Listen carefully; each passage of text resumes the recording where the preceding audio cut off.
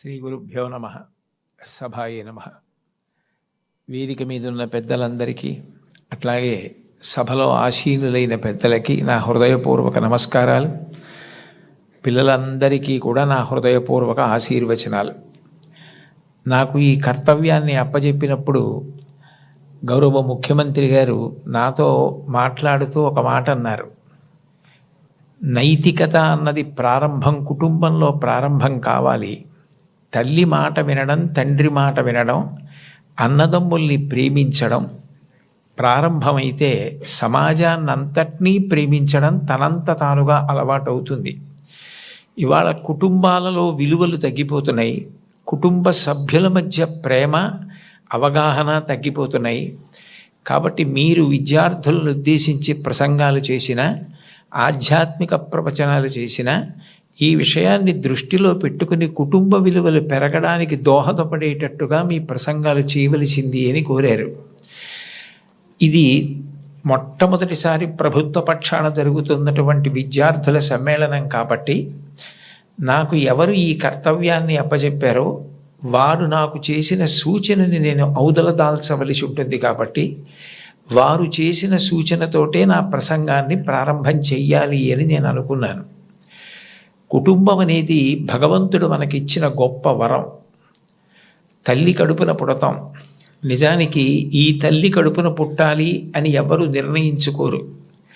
అమ్మ కడుపులో కటిక చీకట్లో తల కిందకి కాళ్ళు పైకి పెట్టి 9 నెలలు పెరిగిన తరువాత తాను విసర్జించిన మలమూత్రములలో ఉంచి పుట్టినటువంటి క్రిమికీటకములే కోమలమైన తన శరీరాన్ని కొరుకుతుంటే బాధపడలేక చిట్ట చివరికి ప్రసవమై తల్లి కడుపులోంచి బయటికి వచ్చినటువంటి శిశువు ఒక్కసారి 6 అడుగుల ఎత్తు ఉన్నటువంటి పెద్ద పెద్ద ఆకారాలు, దీపాలు, కాంతి, దానికి తోడు మాటలు ఇవన్నీ వినపడి శరీరావయవములు పనిచేయడం ఆగిపోయి మూత్రపిండాలు, గుండె మొదలైనటువంటివి కూడా ఆగిపోయే పరిస్థితి ఏర్పడితే అప్పుడు అమ్మ తొలి దైవమై ఆమె యొక్క స్తనము నుండి కోలోస్ట్రం అనబడేటటువంటి పసుపు పచ్చటి ఎరుపు రంగులో ఉన్న ముద్ద, ఒక ద్రవం విడుదలవుతుంది.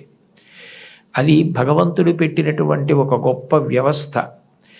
ఏమీ తెలియనటువంటి పసిపిల్లవాడు అంత భయానక స్థితిలో అటువంటి ఆకారాలు, వెలుతురు చూసి భీతిల్లిపోతే లోపల ఉన్నటువంటి మలం గడ్డ కట్టేసి నల్లగా అయిపోయి, బ్లాక్ స్టూల్ అంటారట దాన్ని, నల్లగా అయిపోయి ఆ మలాన్ని విసర్జించడం చేతకాక హృదయ స్పందన కూడా ఆగిపోయే స్థితి ఏర్పడితే అప్పుడు పిల్లవాడికి గొప్ప స్వాంతన కలిగి కే మొదలైనటువంటి విటమిన్లతో కూడుకుని మళ్ళీ లోపల ఉన్న ప్రధానమైన అవయవాలన్నీ పనిచేసి గడ్డ కట్టినటువంటి మలం బయటికి వెళ్ళిపోయేటట్టుగా చేయగలిగిన శక్తి కలిగిన కోలోస్ట్రం అమ్మ యొక్క స్తనం నుంచి విడుదలవుతోంది. ఈ మాటలు నేను చెప్పట్లేదు. చాలా ప్రఖ్యాతమైనటువంటి ఒక గైనకాలజిస్ట్, ఒక డాక్టర్ గారు, రామాంజనేయులు గారని, వారు ఒక పుస్తకం రాశారు. ఆ పుస్తకం ఇంగ్లీష్లో ఉంది, మాతృదేవో భవ అని.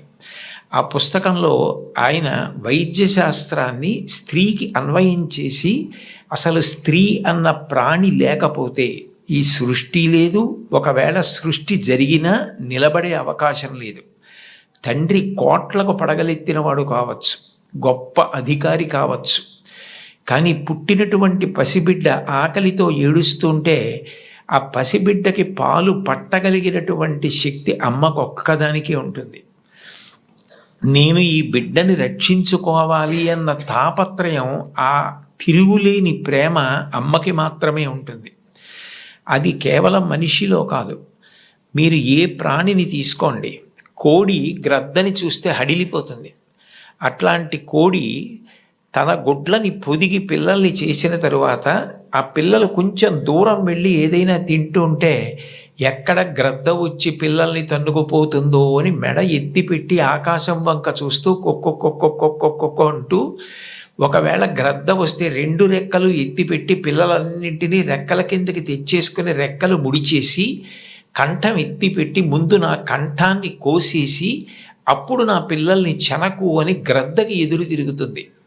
ఒక కోడికి ఎవరు నేర్పారు తన పిల్లల్ని కాపాడుకోమని? స్త్రీ ప్రాణి. కోడి పుంజుకు లేదు ఈ లక్షణం, కోడి పెట్టకుంది ఈ లక్షణం, ఆడ కుక్కకుంది ఈ లక్షణం, ఆడ పందికుంది ఈ లక్షణం. స్త్రీ ప్రాణి ఎక్కడ ఉన్న లోకంలో బిడ్డల్ని కడుపులో పెంచుకోవడం, కడుపుని గర్భాలయం చేయడం, కన్న బిడ్డలకి పాలిచ్చి పెంచి పెద్ద చేయడం, అంత అవ్యాజానురాగంతో స్త్రీ చేసేటటువంటి త్యాగం లేకపోతే ఈ సమాజం లేదు. భగవంతుడి మీద తప్ప అన్యం మీద స్తోత్రం చెయ్యని శంకరాచార్యుల వారు తండ్రి మీద కూడా చెప్పల, అమ్మ మీద మాత్రం 5 శ్లోకాలు చెప్పారు. 5 శ్లోకాల్లో ఒక శ్లోకంలో అంటారు, ఆస్తాం తావదీయం ప్రసూతి సమయే దుర్వార శూలవ్యధ నైరుచ్యం తనుశోషణం మలమయీ శయ్యాచ సంవత్సరి ఏకస్యాపి నగర్భభారణ భర క్లేశస్య క్షమః దాతుం నిష్కృతి ఉన్నతోపి తనయత్తస్యై జనన్యై నమః అంటారు. 9 నెలలు కడుపు పెద్దదై వికారమును పొంది తాను వంగలేక పని చేసుకోలేక తిందామంటే ఆహారం సహించక ఎంతో కష్టపడి తాను మరణ సదృశమైనటువంటి వేదన పొంది అన్ని నిప్పులు పడి బిడ్డని ప్రసవించి ఆ బిడ్డకి పాలిచ్చి పెంచి పెద్ద చేసి ఏడాది పాటు చలికాలం లేదు, వర్షాకాలం లేదు, మంచంలోనే మలమూత్ర విసర్జన చేస్తే ఆ మలమూత్రములను తుడిచి కడిగి బిడ్డని రక్షించి తాను ఉపవాసాలు చేసి చిట్ట చివరికి అవసరమైతే పిల్లవాడు ఎంత పెద్దవాడైనా వాడికి ఏదైనా కించిత్ అనారోగ్యం కలిగిందంటే భయం వేసినటువంటి మనసుతో నా ఆయుర్దాయం కూడా నువ్వే పోసుకొని బ్రతుకని అనగలిగినటువంటి వ్యక్తి ప్రపంచంలో ఉంటే అది అమ్మ ఒక్కతే. అందుకే అమ్మ లాంటి ప్రాణి లోకంలో లేదు. శాస్త్రాలు కూడా మొట్టమొదటి నమస్కారం ఎవరికి చేయించాయి అంటే మాతృదేవో భవ. మాతృదేవో భవ అంటే భగవంతుడు అమ్మ రూపంలో ఉన్నాడు అని కాదు దాని అర్థం.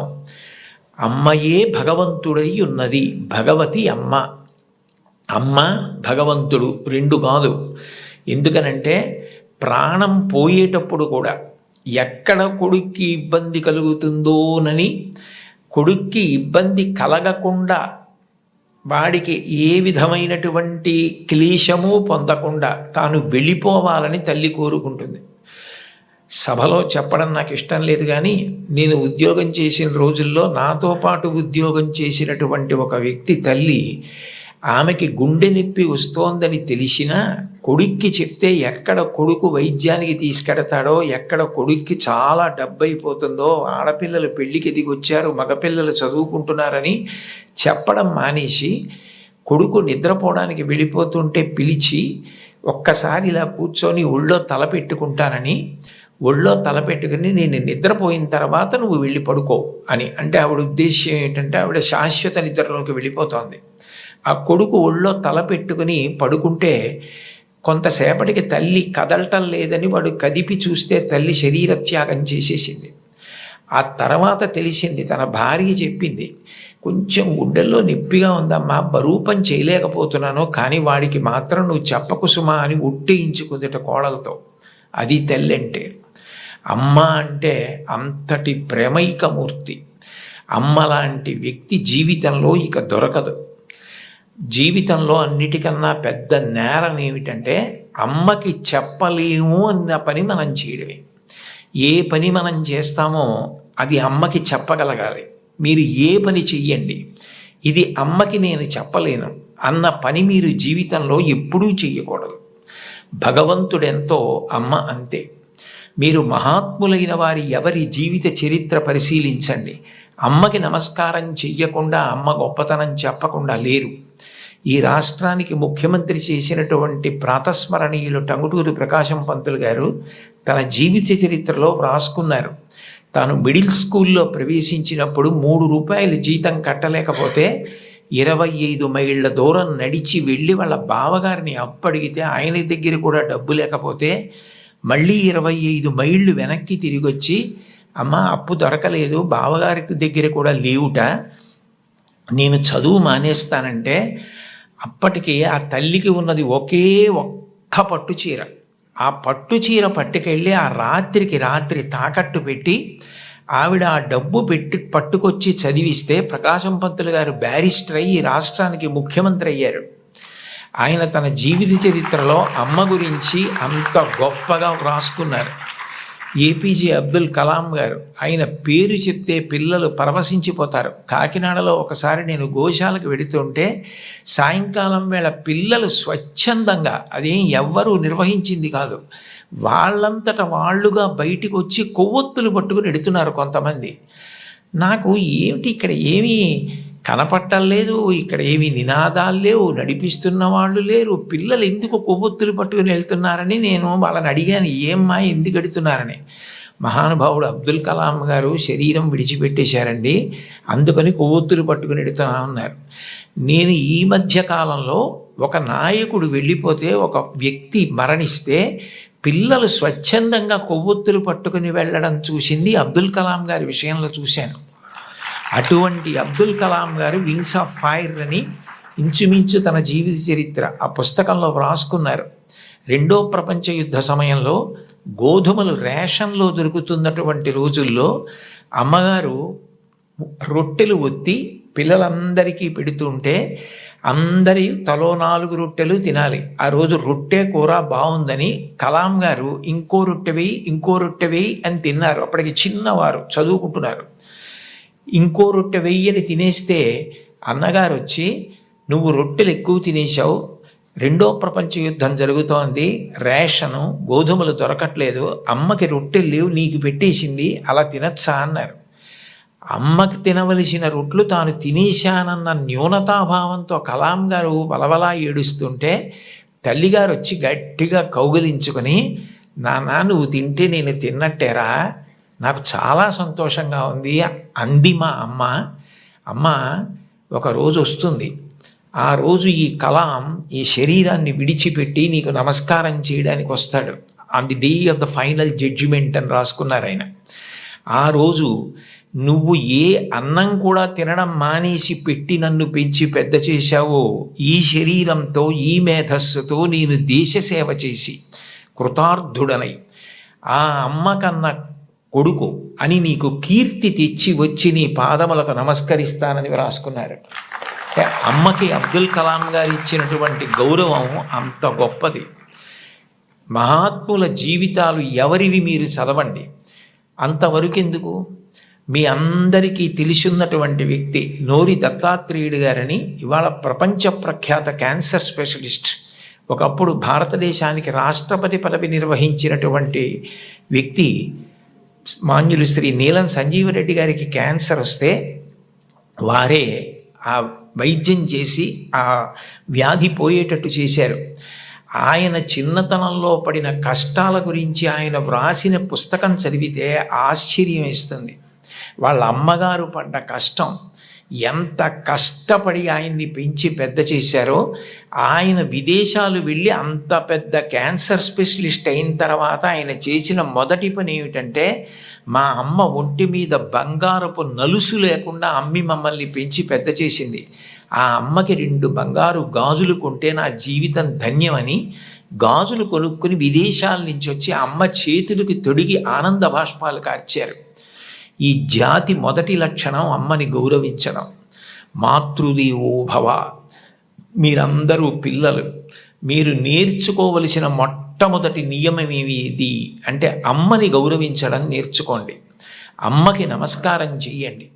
మీరు పాఠశాలకి వచ్చేటప్పుడు అమ్మకి నమస్కారం చేసి రావడం మీకు అలవాటైతే, మీ అమ్మగారి కన్నా మీకు అత్యంత ప్రేమతో ఆశీర్వచనం చెయ్యగలిగిన వ్యక్తి ఈ సృష్టిలో వేరొకరు ఉండరు. ప్రాణం పోయేటప్పుడు కూడా మీరు వృద్ధిలోకి రావాలని కోరుకునే ఏకైక వ్యక్తి ఎవరైనా ఉంటే తల్లి ఒక్కతే. అంత గొప్పది అమ్మ. బాలమురళీకృష్ణ గారి తల్లి ఆయన పుట్టిన 10 రోజుల్లో మరణించారు. ఆయన వ్రాసుకున్నారు, నన్ను కనడానికే మా అమ్మ పుట్టిందేమో అని రాసుకున్నారు. భారత ప్రధానమంత్రి నరేంద్ర మోదీ గారు ఈ మధ్యకాలంలో ఒక విదేశీ ఛానల్కి ఇచ్చిన ఇంటర్వ్యూ మీరు చూసి ఉంటారు.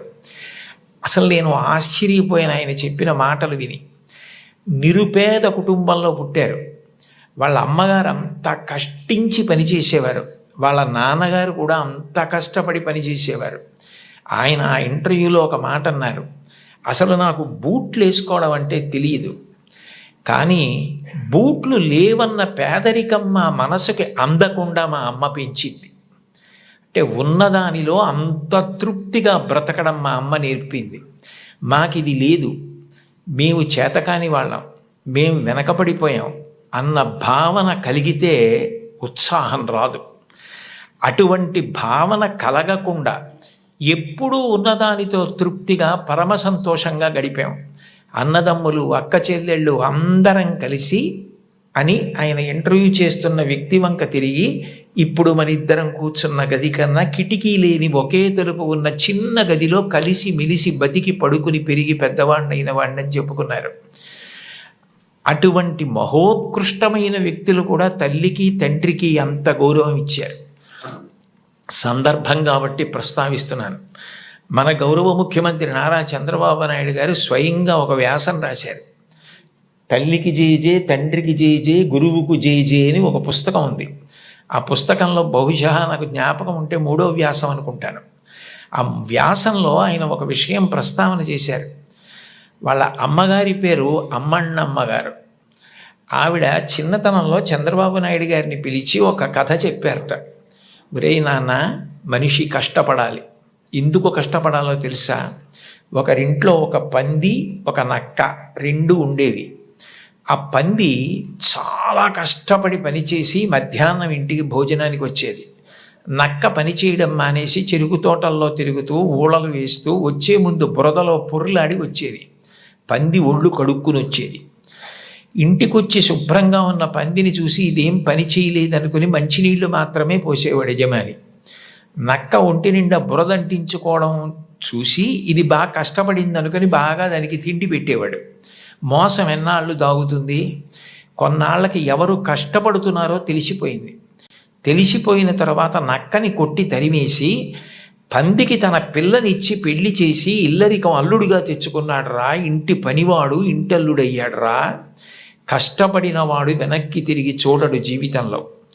కష్టపడడం నేర్చుకో అని మా అమ్మ నాకు చిన్నతనంలో చెప్పింది. మా అమ్మ చెప్పిన కథ నా జీవితానికి దిశానిర్దేశం చేసింది. ఆనాటికి ఈనాటికి ఏనాటికి నాకే కాదు మా ఊరంతటికి అదే భగవద్గీత. నేను యథాతథంగా ఆయన వ్రాసిన వ్యాసంలో మాటలే చెప్తున్నాను. ఆ మాటలే నాకు స్ఫూర్తి. ఇప్పటికీ కష్టపడడం నాకు అంత సంతోషం.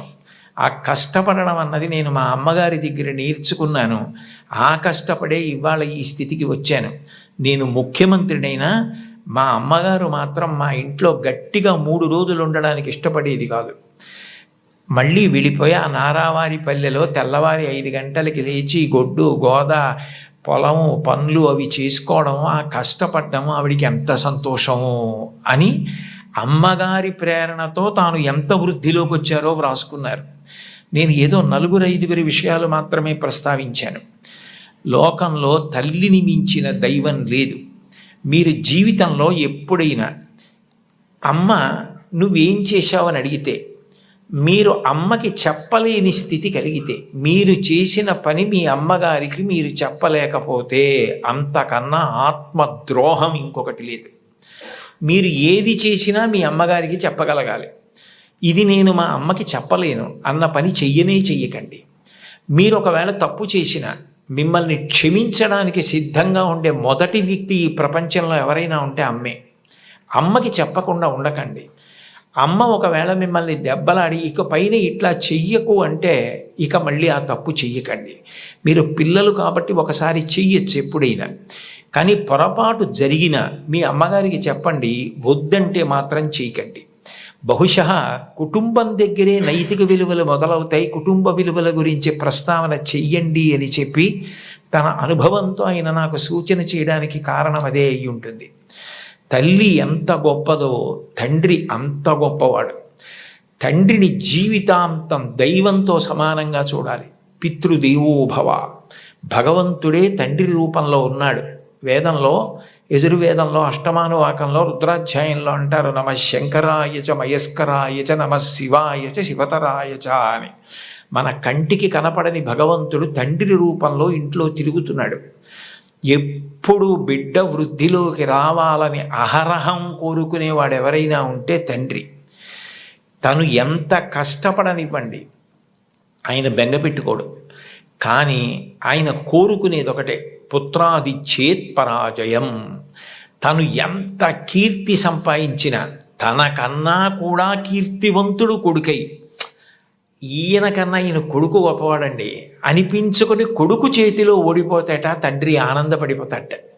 అంటే తండ్రికి ఈ కొడుకు పట్ల ఎంత ప్రేమ ఉంటుందో చూడండి. ఈ సందర్భం వచ్చింది కాబట్టి మీకు ఒక విషయం మనవి చేస్తాను. నేను ఒకప్పుడు విశాఖపట్నంలో ధర్మసోపానాల మీద ప్రసంగాలు చేస్తున్నాను. ఆ రోజుల్లో విశాఖపట్నంలో ఉన్న పాఠశాలల్లో ఉన్న విద్యార్థులకి మా నాన్నగారు అన్న విషయం మీద మాట్లాడమని వ్యాసరచన పోటీ నిర్వహించారు. వ్యాసరచన పోటీ నిర్వహిస్తే కొన్ని 100 మంది పిల్లలు పాల్గొన్నారు. అందులో 10 పేపర్లు చిట్ట చివర సెలెక్ట్ చేసి నాకు పంపించారు. ఇందులో ఫస్ట్, సెకండ్, థర్డ్ ప్రైజులు నిర్ణయించమని. నేను పేర్లు చూస్తే ఒకవేళ నాకు ఏదైనా పక్షపాతం కలుగుతుందేమో, సుశీల అని కనపడింది అనుకోండి, తెల్లవారుజామునే మా అమ్మ గుర్తొచ్చి మార్క్ ఎక్కువ వేస్తానేమో అని నేను పేర్లు చూడకుండా పేపర్లు దిద్ది మార్కులు వేసేసి తర్వాత పేర్లు చూశాను. చూస్తే నేను ఫస్ట్ ప్రైజ్ ఇచ్చినటువంటి వ్యక్తి ఒక మహమ్మదీయ బాలిక. నేనేం మార్చలేదు సుమండి, అట్లాగే ఇచ్చేసాం. అప్పుడు ఆ బహుమతులు ఇస్తున్న సభకి అప్పుడు తిరుమల తిరుపతి దేవస్థానాలకి కార్యనిర్వహణాధికారి మాన్యులు శ్రీ ఎల్వి సుబ్రహ్మణ్యం గారు, ఆయన ముఖ్య అతిథిగా వచ్చారు. ఆయన ప్రైజ్ ఇస్తూ ఈ పిల్ల ఏం రాసింది మైక్లో చదివి వినిపించమనండి అన్నారు. అంటే ఆ పాప పేపర్ చదివింది. అందులో ఆమె ఏం రాసిందంటే, వాళ్ళ అమ్మగారు టీచరు, వాళ్ళ నాన్నగారు కూడా ఏదో ఉద్యోగం, ఆయనకి బ్లడ్ క్యాన్సర్ వచ్చింది, చూసుకోలేదు, ముదిరిపోయింది, 3 నెలల్లో చనిపోతారని చెప్పారు. ఆయన తన భార్య దగ్గరికి వెళ్ళి అడిగింది ఏంటంటే, ఈ 3 నెలలు నేను చనిపోతానన్న విషయం పిల్లలకి చెప్పద్దు, వాళ్ళు ఏడిస్తే నేను చూడలేను, నేను చనిపోయాక వాళ్ళు ఎటు ఏడుస్తారు, అప్పుడు నేను ఆపలేను, నేను బ్రతికుండగా వాళ్ళు ఏడవడం నేను చూడలేను, కాబట్టి నేను చనిపోతాను 3 నెలల్లో అన్న విషయాన్ని మాత్రం నా పిల్లలకి చెప్పద్దని రాత్రింబవళ్ళు హక్కున చేర్చుకొని మా భవిష్యత్తు కోసం ఇంకా కష్టపడి అంత జాగ్రత్తగా వ్యవస్థ చేసి 3 నెలల తర్వాత ఆయన మరణిస్తారని తెలిసి చిట్ట చివరి కాలంలో 3 దగ్గర పెట్టుకొని చెప్పకుండా అంత ప్రేమ చూపించి కన్నుల నీరు కారుస్తూ 3 వంక గుడ్లు తిప్పుతూ ప్రాణం వదిలేశారు ఆయన. తండ్రి అంటే అది, అంతటి త్యాగశీలి మా నాన్న. ఇది నాకు తెలిసున్న తండ్రి. ఇంతకన్నా తండ్రి గురించి చెప్పడం నాకు రాదని రాసింది ఆ అమ్మాయి. ఆ అమ్మాయికి ఫస్ట్ ప్రైజ్ ఇచ్చాం. తండ్రి అంటే అంత గొప్పవాడు. మీకోసం ఏ త్యాగం చేయడానికైనా సిద్ధంగా ఉంటాడు. అబ్రహాం లింకన్ గారు అమెరికాకి అధ్యక్షుడైన తర్వాత మొట్టమొదటిసారి సినేట్లో సభ ఏర్పాటు చేసి పారిశ్రామికవేత్తల్ని, ధనవంతుల్ని అందరినీ పిలిచి దేశాభివృద్ధి కొరకు వారు విరివిగా పెట్టుబడులు పెట్టవలసిన అవసరం గురించి ప్రసంగం చేస్తున్నారు. లోకంలో ఎప్పుడూ అసూయ, పక్షపాతం, సంకుచితత్వం ఇవి కూడా ఉంటాయి. వెలుగుతో పాటే చీకటి. అందులో ఒక ధనవంతుడికి అసూయ కలిగింది. ఇంత పేదవాడు ఈయన అమెరికా అధ్యక్షుడు అవడం ఏమిటని అకస్మాత్తుగా సభలో లేచి నిలబడి, లింకన్ అదృష్టం కలిసి వచ్చి ఇవాళ అమెరికా అధ్యక్షుడు అయ్యావు, నేను వేసుకున్న ఈ బూటు మీ నాన్నగారు కుట్టింది అని బూటు చూపించాడు. అందరూ ఆశ్చర్యపోయారు. అబ్రహాం లింకన్ కూడా హతాశుడయ్యారు ఒక్క నిమిషం. కానీ వెంటనే ఆయన తేరుకుని తాను కూర్చున్న కుర్చీలోంచి లేచి నిలబడి ముకుళిత హస్తాలతో ఆ పారిశ్రామికవేత్తకి నమస్కారం చేసి, మీరు నాకు మహోపకారం చేశారు, ఇంత కష్టపడి పెంచి మా నాన్నగారు పెద్ద చేసి ఉండకపోతే ఇవాళ నేను అమెరికా అధ్యక్షుడిని అయ్యేవాడిని కాను. నేనే స్మరించవలసింది మా నాన్నగారిని. నేను స్మరించకపోయినా మీరు గుర్తు చేశారు. నిజమే, మా నాన్నగారు బూట్లు కుట్టేవారు, నాకు కూడా నేర్పారు బూట్లు కుట్టడం, చెప్పులు కుట్టడం. ఎప్పుడైనా మీ బూటు మీకు వదులైపోతే నాకు ఒక్క ఫోన్ చేయండి, నేను అమెరికా అధ్యక్షుడినైనా ఆయన కొడుకుని.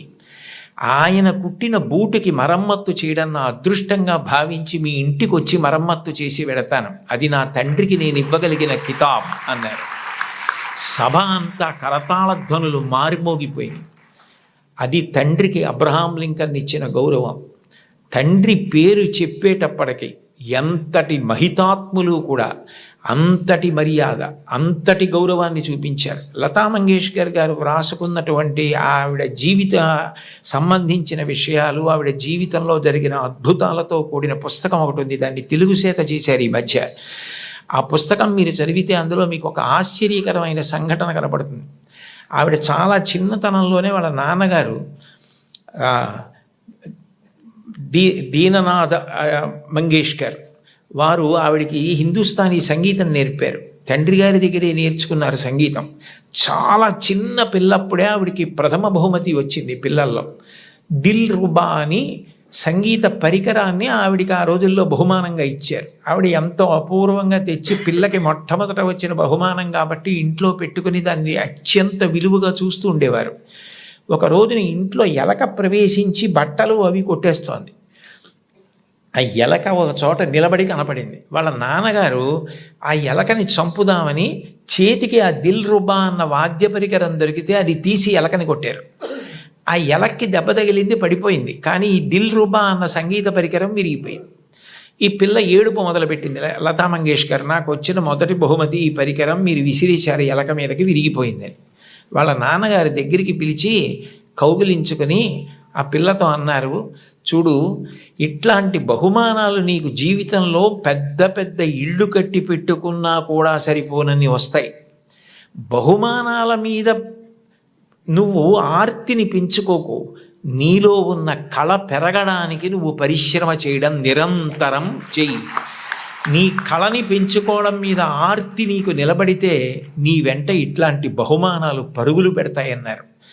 భారతరత్న వచ్చిన తరువాత, పద్మ విభూషణ్ వచ్చిన తరువాత వాళ్ళ అమ్మగారు ఆహా అన్నప్పుడు ఆవిడ సభలో ఈ విషయం చెప్పారు. వాళ్ళ నాన్నగారిని గుర్తు చేసుకొని, మా నాన్నగారు చెప్పిన ఆ మాట నన్ను జీవితంలో నిలబెట్టిందని 2 సంఘటనలు చెప్పారు ఆవిడ.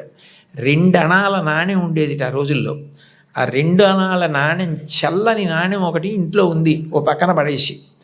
ఓ పిల్లాడు నేను మారుస్తాను ఈ నాణ్యమని దుకాణానికి పట్టుకెళ్ళి ఏదో వస్తువులు అడిగితే ఆ చిల్లర నాణ్యం చూసి ఆ సరుకులమ్మే వ్యక్తి ఇది చల్లని నాణ్యం అవతల పోవని పంపించేశాడు.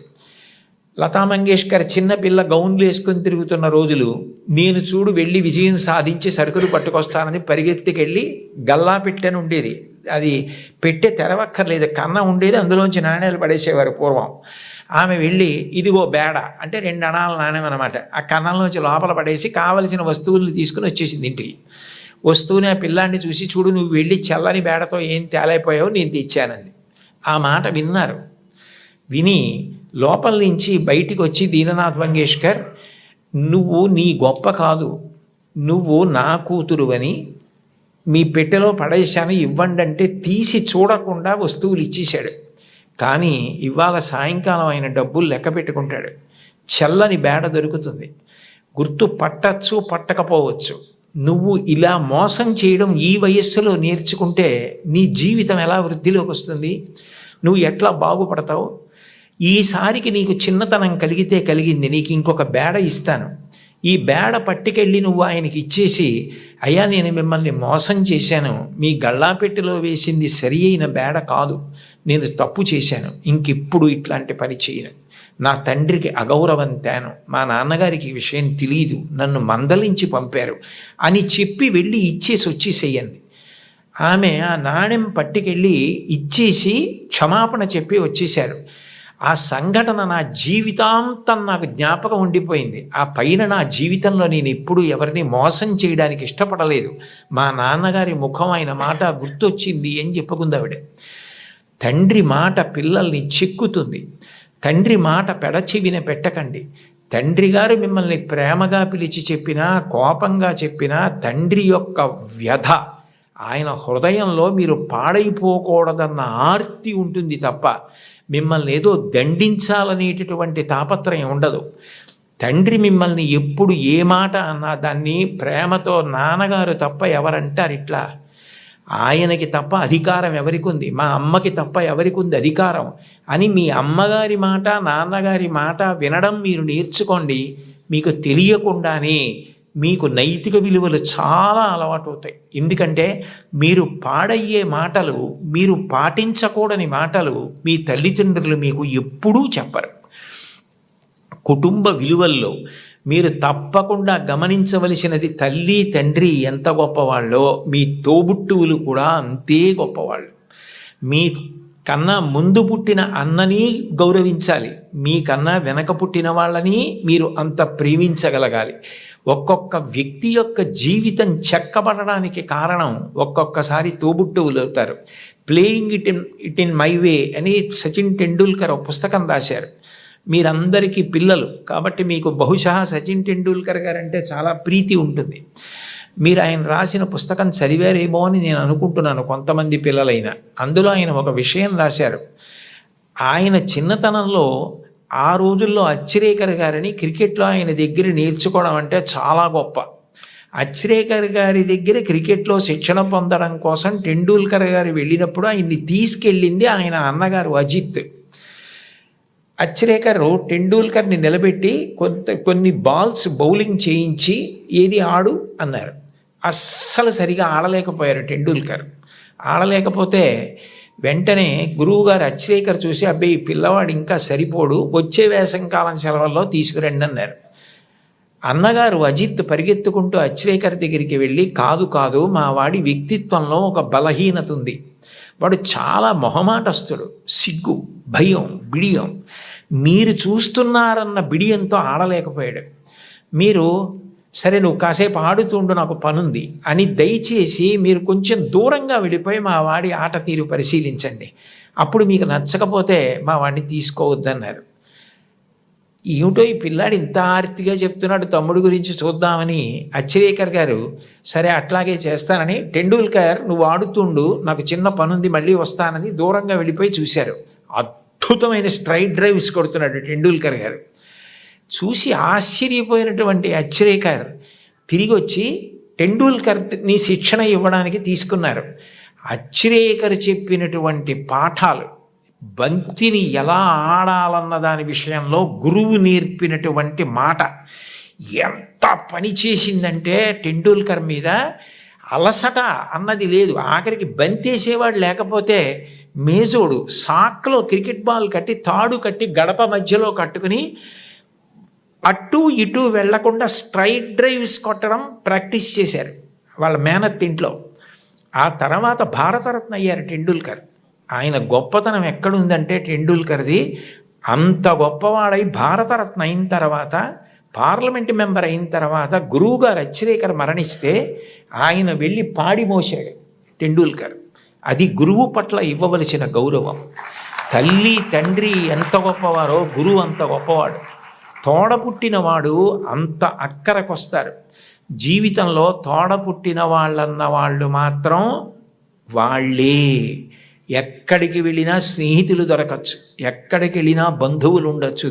దేశే కళత్రాణి దేశే చ బాంధవాహ తంతు దేశం నపశ్యామి ఎత్ర భ్రాత సహోదర అంటాడు రామాయణంలో రాముడు.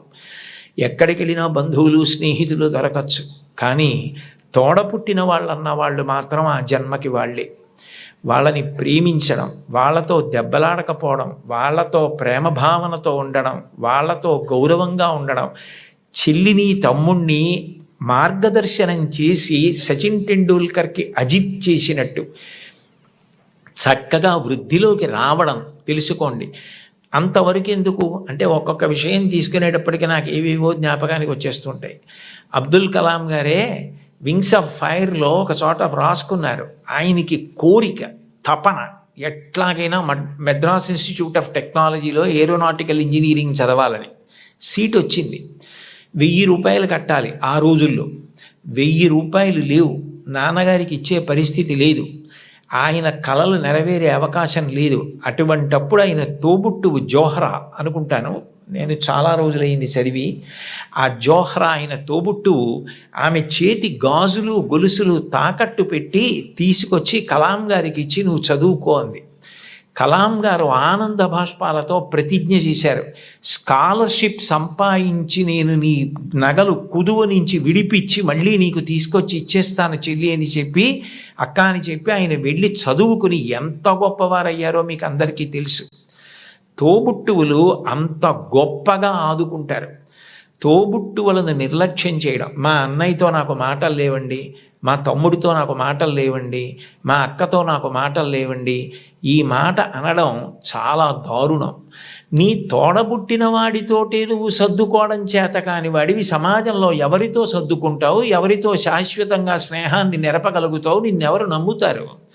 ఎంతమంది వచ్చినా నీ తోబుట్టువులు నీ ఇంటికి రాకపోతే ఏమిటో ఆయన ఊరందరికీ చెప్తారు కానండి, వాళ్ళ తమ్ముడే వాళ్ళ ఇంటికి రాడు, వాళ్ళ అన్నయ్యే వాళ్ళ ఇంటికి రాడు అంటారు. విలితి ప్రసంగం అవుతుంది. తోబుట్టువులతో సఖ్యత ఎప్పుడూ పాటించాలి. ఘర్షణ అన్నది ఉంటుంది. ఒక్కొక్కటి మనకిష్టమైంది తమ్ముడికి ఇష్టం లేకపోవచ్చు. ఏది ఇష్టం లేదో దాన్ని పరిహరించండి.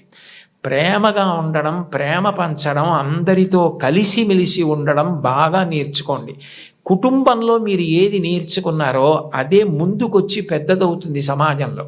కుటుంబంలో పెద్దవాళ్ళు తల్లిదండ్రులు ఉంటారు, సమానులు ఉంటారు, కింద చెల్లెళ్ళు ఉంటారు, తమ్ముళ్ళు ఉంటారు. మీరు దాన్ని పెంచితే, ఆ గది గోడలు పెంచితే అదే సమాజం. మీరు సమాజంలోకి వచ్చారనుకోండి, మీకన్నా బాగా చదువుకునే వాళ్ళు ఉంటారు. మీకన్నా బాగా చదువుకునే వాళ్ళని చూసి మీరు అసూయ పడకూడదు. వీళ్ళు ఎంత కష్టపడితే నాకన్నా ఇన్ని మార్కులు సంపాదించగలిగారు, కాబట్టి నేను కూడా కష్టపడతాను, కష్టపడి వీళ్లతో సమాన స్థాయిని పొందుతానని వాళ్ళని గౌరవించడం నేర్చుకోండి. మీతో సమానంగా మార్కులు వచ్చేవాళ్ళు ఉంటారు, నాతో సమానుడు అనకండి. అఫీషియల్ లాంగ్వేజ్లో మై ఈక్వలెంట్ కౌంటర్ పార్ట్ అంటుంటారు. అలా ఉదాసీన భావం పొందకండి. నాతో సమానుడంటే నేను ఎంత కష్టపడితే నాకు ఈ మార్కులు వచ్చాయి, అతను కూడా అంత కష్టపడితే కదా వచ్చాయి. కాబట్టి ఇతన్ని నేను గౌరవించాలని ప్రేమించండి. మీకన్నా తక్కువ వాళ్ళు ఎప్పుడన్నా కనపడ్డారనుకోండి, సమాజంలో మనకన్నా కింద ఉన్నవాడు, మనకన్నా పైన ఉన్నవాడు, మనకన్నా సమానుడు కనపడకుండా ఉండడు. ఈ ముగ్గురు కనపడి తీరుతారు మీకు. మీకన్నా చిన్నవాడు కనపడితే మీరు పరిహసించడం, వెటకారం ఆడడం, వాళ్ళని తక్కువ చేసి చూడడం నేర్చుకుంటే అంతకన్నా మానవత్వానికి చేటు ఇంకొకటి లేదు. మనకన్నా ఎవరైనా తక్కువలో కనపడితే వాళ్ళు వృద్ధిలోకి రావాలని మనస్ఫూర్తిగా భగవంతుణ్ణి ప్రార్థించాలి. వాళ్ళు గౌరవింపబడాలి అని కోరుకోవాలి. అంతేకాని తక్కువ చేసి చూడడం అన్నది జీవితంలో ఎప్పుడూ నేర్చుకోకూడదు. నీ తమ్ముడైతే నీ తమ్ముడికి ఒక్క మార్కు తక్కువ వస్తే వాడికి రావాలని ఎలా కోరుకుంటావో, నీ కుటుంబం గదులు ఆ గోడలు పోతే అది పెద్దదైతే అది సమాజం అవుతుంది. నువ్వు ఇంట్లో ఏం నేర్చుకున్నావో అదే రేపు సమాజంలో నువ్వు అమలు చేయగలుగుతావు. నీ ఇంట నీ తల్లిదండ్రుల్ని గౌరవించడం చేత కాకపోతే నీ గురువుని గౌరవించలేవు, నువ్వు ఎవ్వరినీ గౌరవించలేవు, ఎవ్వరిని గారిని సంబోధించలేవు. ఎంతటి మహాత్ముడు కానివ్వండి, ఆయన్ని ఏకవచన ప్రయోగం చేసి వాడు వీడు అని మాట్లాడడం అలవాటు అవుతుంది. మన ఎదురుగుండా ఉన్నారా లేరా అని కాదు, పెద్దల గురించి మాట్లాడేటప్పుడు గౌరవంగా సంబోధించి మాట్లాడడం. పెద్దల పట్ల మాట్లాడేటప్పుడు మనం అనవసరంగా విమర్శించడం మర్యాద కాదు. వారి పట్ల మనం కృతజ్ఞతతో మర్యాదగా ఉండడం నేర్చుకోవాలన్నది మీరు చిన్నతనంలో తరగతి గదిలో అభ్యాసం చేసినది ఏదుందో రేపు పౌరులైన తర్వాత సమాజంలో మీరు అదే చెయ్యడం కొనసాగింపుగా చేస్తారు. అందుకని మీరు తరగతి గదిని కేవలం పాఠాలు చదువుకోవడానికి మాత్రమే పనికొచ్చేటటువంటి వ్యవస్థగా చూడకండి. సర్వే వేదవిదశూరా, సర్వే లోకహితేరతా, సర్వే జ్ఞానోపసంపన్నా, సర్వే సముదితా గుణై. ఒక్కటి జ్ఞాపకం పెట్టుకోండి, ఏమీ చదువుకోనటువంటి వ్యక్తి చేసినటువంటి నేరం పట్టుకోవడం చాలా తేలిక. ఆరితేరిన గజదొంగ కూడా కంటి చూపు తగ్గితే దొరికిపోతాడు. ఎప్పుడో అప్పుడు దొంగతనాలు చేసే వ్యక్తి దొరుకుతాడు. చాలా బాగా చదువుకుని, గొప్ప ఇంజనీరింగ్ చదువుకుని, ఎంతో విద్య వచ్చిన తరువాత తనకొచ్చినటువంటి గొప్ప విద్యని ఆసరాగా చేసుకొని ఇతరులను మోసం చేసి కోట్లు సంపాదించడానికి అలవాటు పడ్డాడనుకోండి, అతను ప్రపంచంలో ఎక్కడెక్కడో దాగి ఏవేవో చేస్తున్నా అతన్ని పట్టుకోవడానికి పోలీస్ వ్యవస్థ అంతా కష్టపడవలసి వస్తుంది. చదువుకున్నవాడి చదువు దేనికి పనికి రావాలి అంటే సమాజాన్ని ఉద్ధరించడానికి పనికి రావాలి. అంతేకాని చదువుకున్న చదువు సమాజాన్ని పాడు చేయడానికి పనికి రాకూడదు. మీరు ఒక కలెక్టర్ అయితే మీరు కలెక్టర్గా గుర్తుండిపోయేటట్టుగా జిల్లాని పరిపాలించగలగాలి. ఒక్కొక్క కలెక్టర్ అలా జ్ఞాపకం ఉండిపోతారు. సందర్భం వచ్చింది కాబట్టి నేను చెప్తున్నాను. కార్తికేయ మిశ్రా గారని మా జిల్లాకి కలెక్టర్గా వచ్చారు. డొక్కా సీతమ్మ గారి విగ్రహం పెడుతూ ఆయన డొక్కా సీతమ్మ గారి గురించి నేను ప్రసంగాలు చేశానని మా ఇంటికి వచ్చారు. మా ఇంటికి వచ్చి ఆయన వచ్చినప్పుడే నేను మంచినీళ్ళు బయట నుంచి కొని తెచ్చుకుంటుంటే ఆయన చూశారు. ఏం గురువుగారు మీకు మంచినీళ్ళు లేవా అని అడిగారు. అడిగితే నేను అన్నాను, అయ్యా మాకు ఇక్కడ మంచినీళ్ళు లేవండి, ఉప్పు నీళ్ళు వస్తాయి, అందుకని మంచినీళ్ళు కొనుక్కుంటూ ఉంటామన్నాను. మీకేనా ఈ ప్రాంతం అంతానా అన్నారు. ఈ ప్రాంతం అంతా మంచినీళ్ళు లేవండి అన్నాను. ఆయన మీరు నమ్మండి నమ్మకపోండి, ఇప్పుడు కార్తికేయ మిశ్రా గారిని పొగిడితే నాకేదో ఆయన పదవి ఇస్తారనడానికి నేను ఉన్న ఉద్యోగమే పదవీ విరమణ చేసేసాను. నాకేం దాని మీద ఆశ లేదు.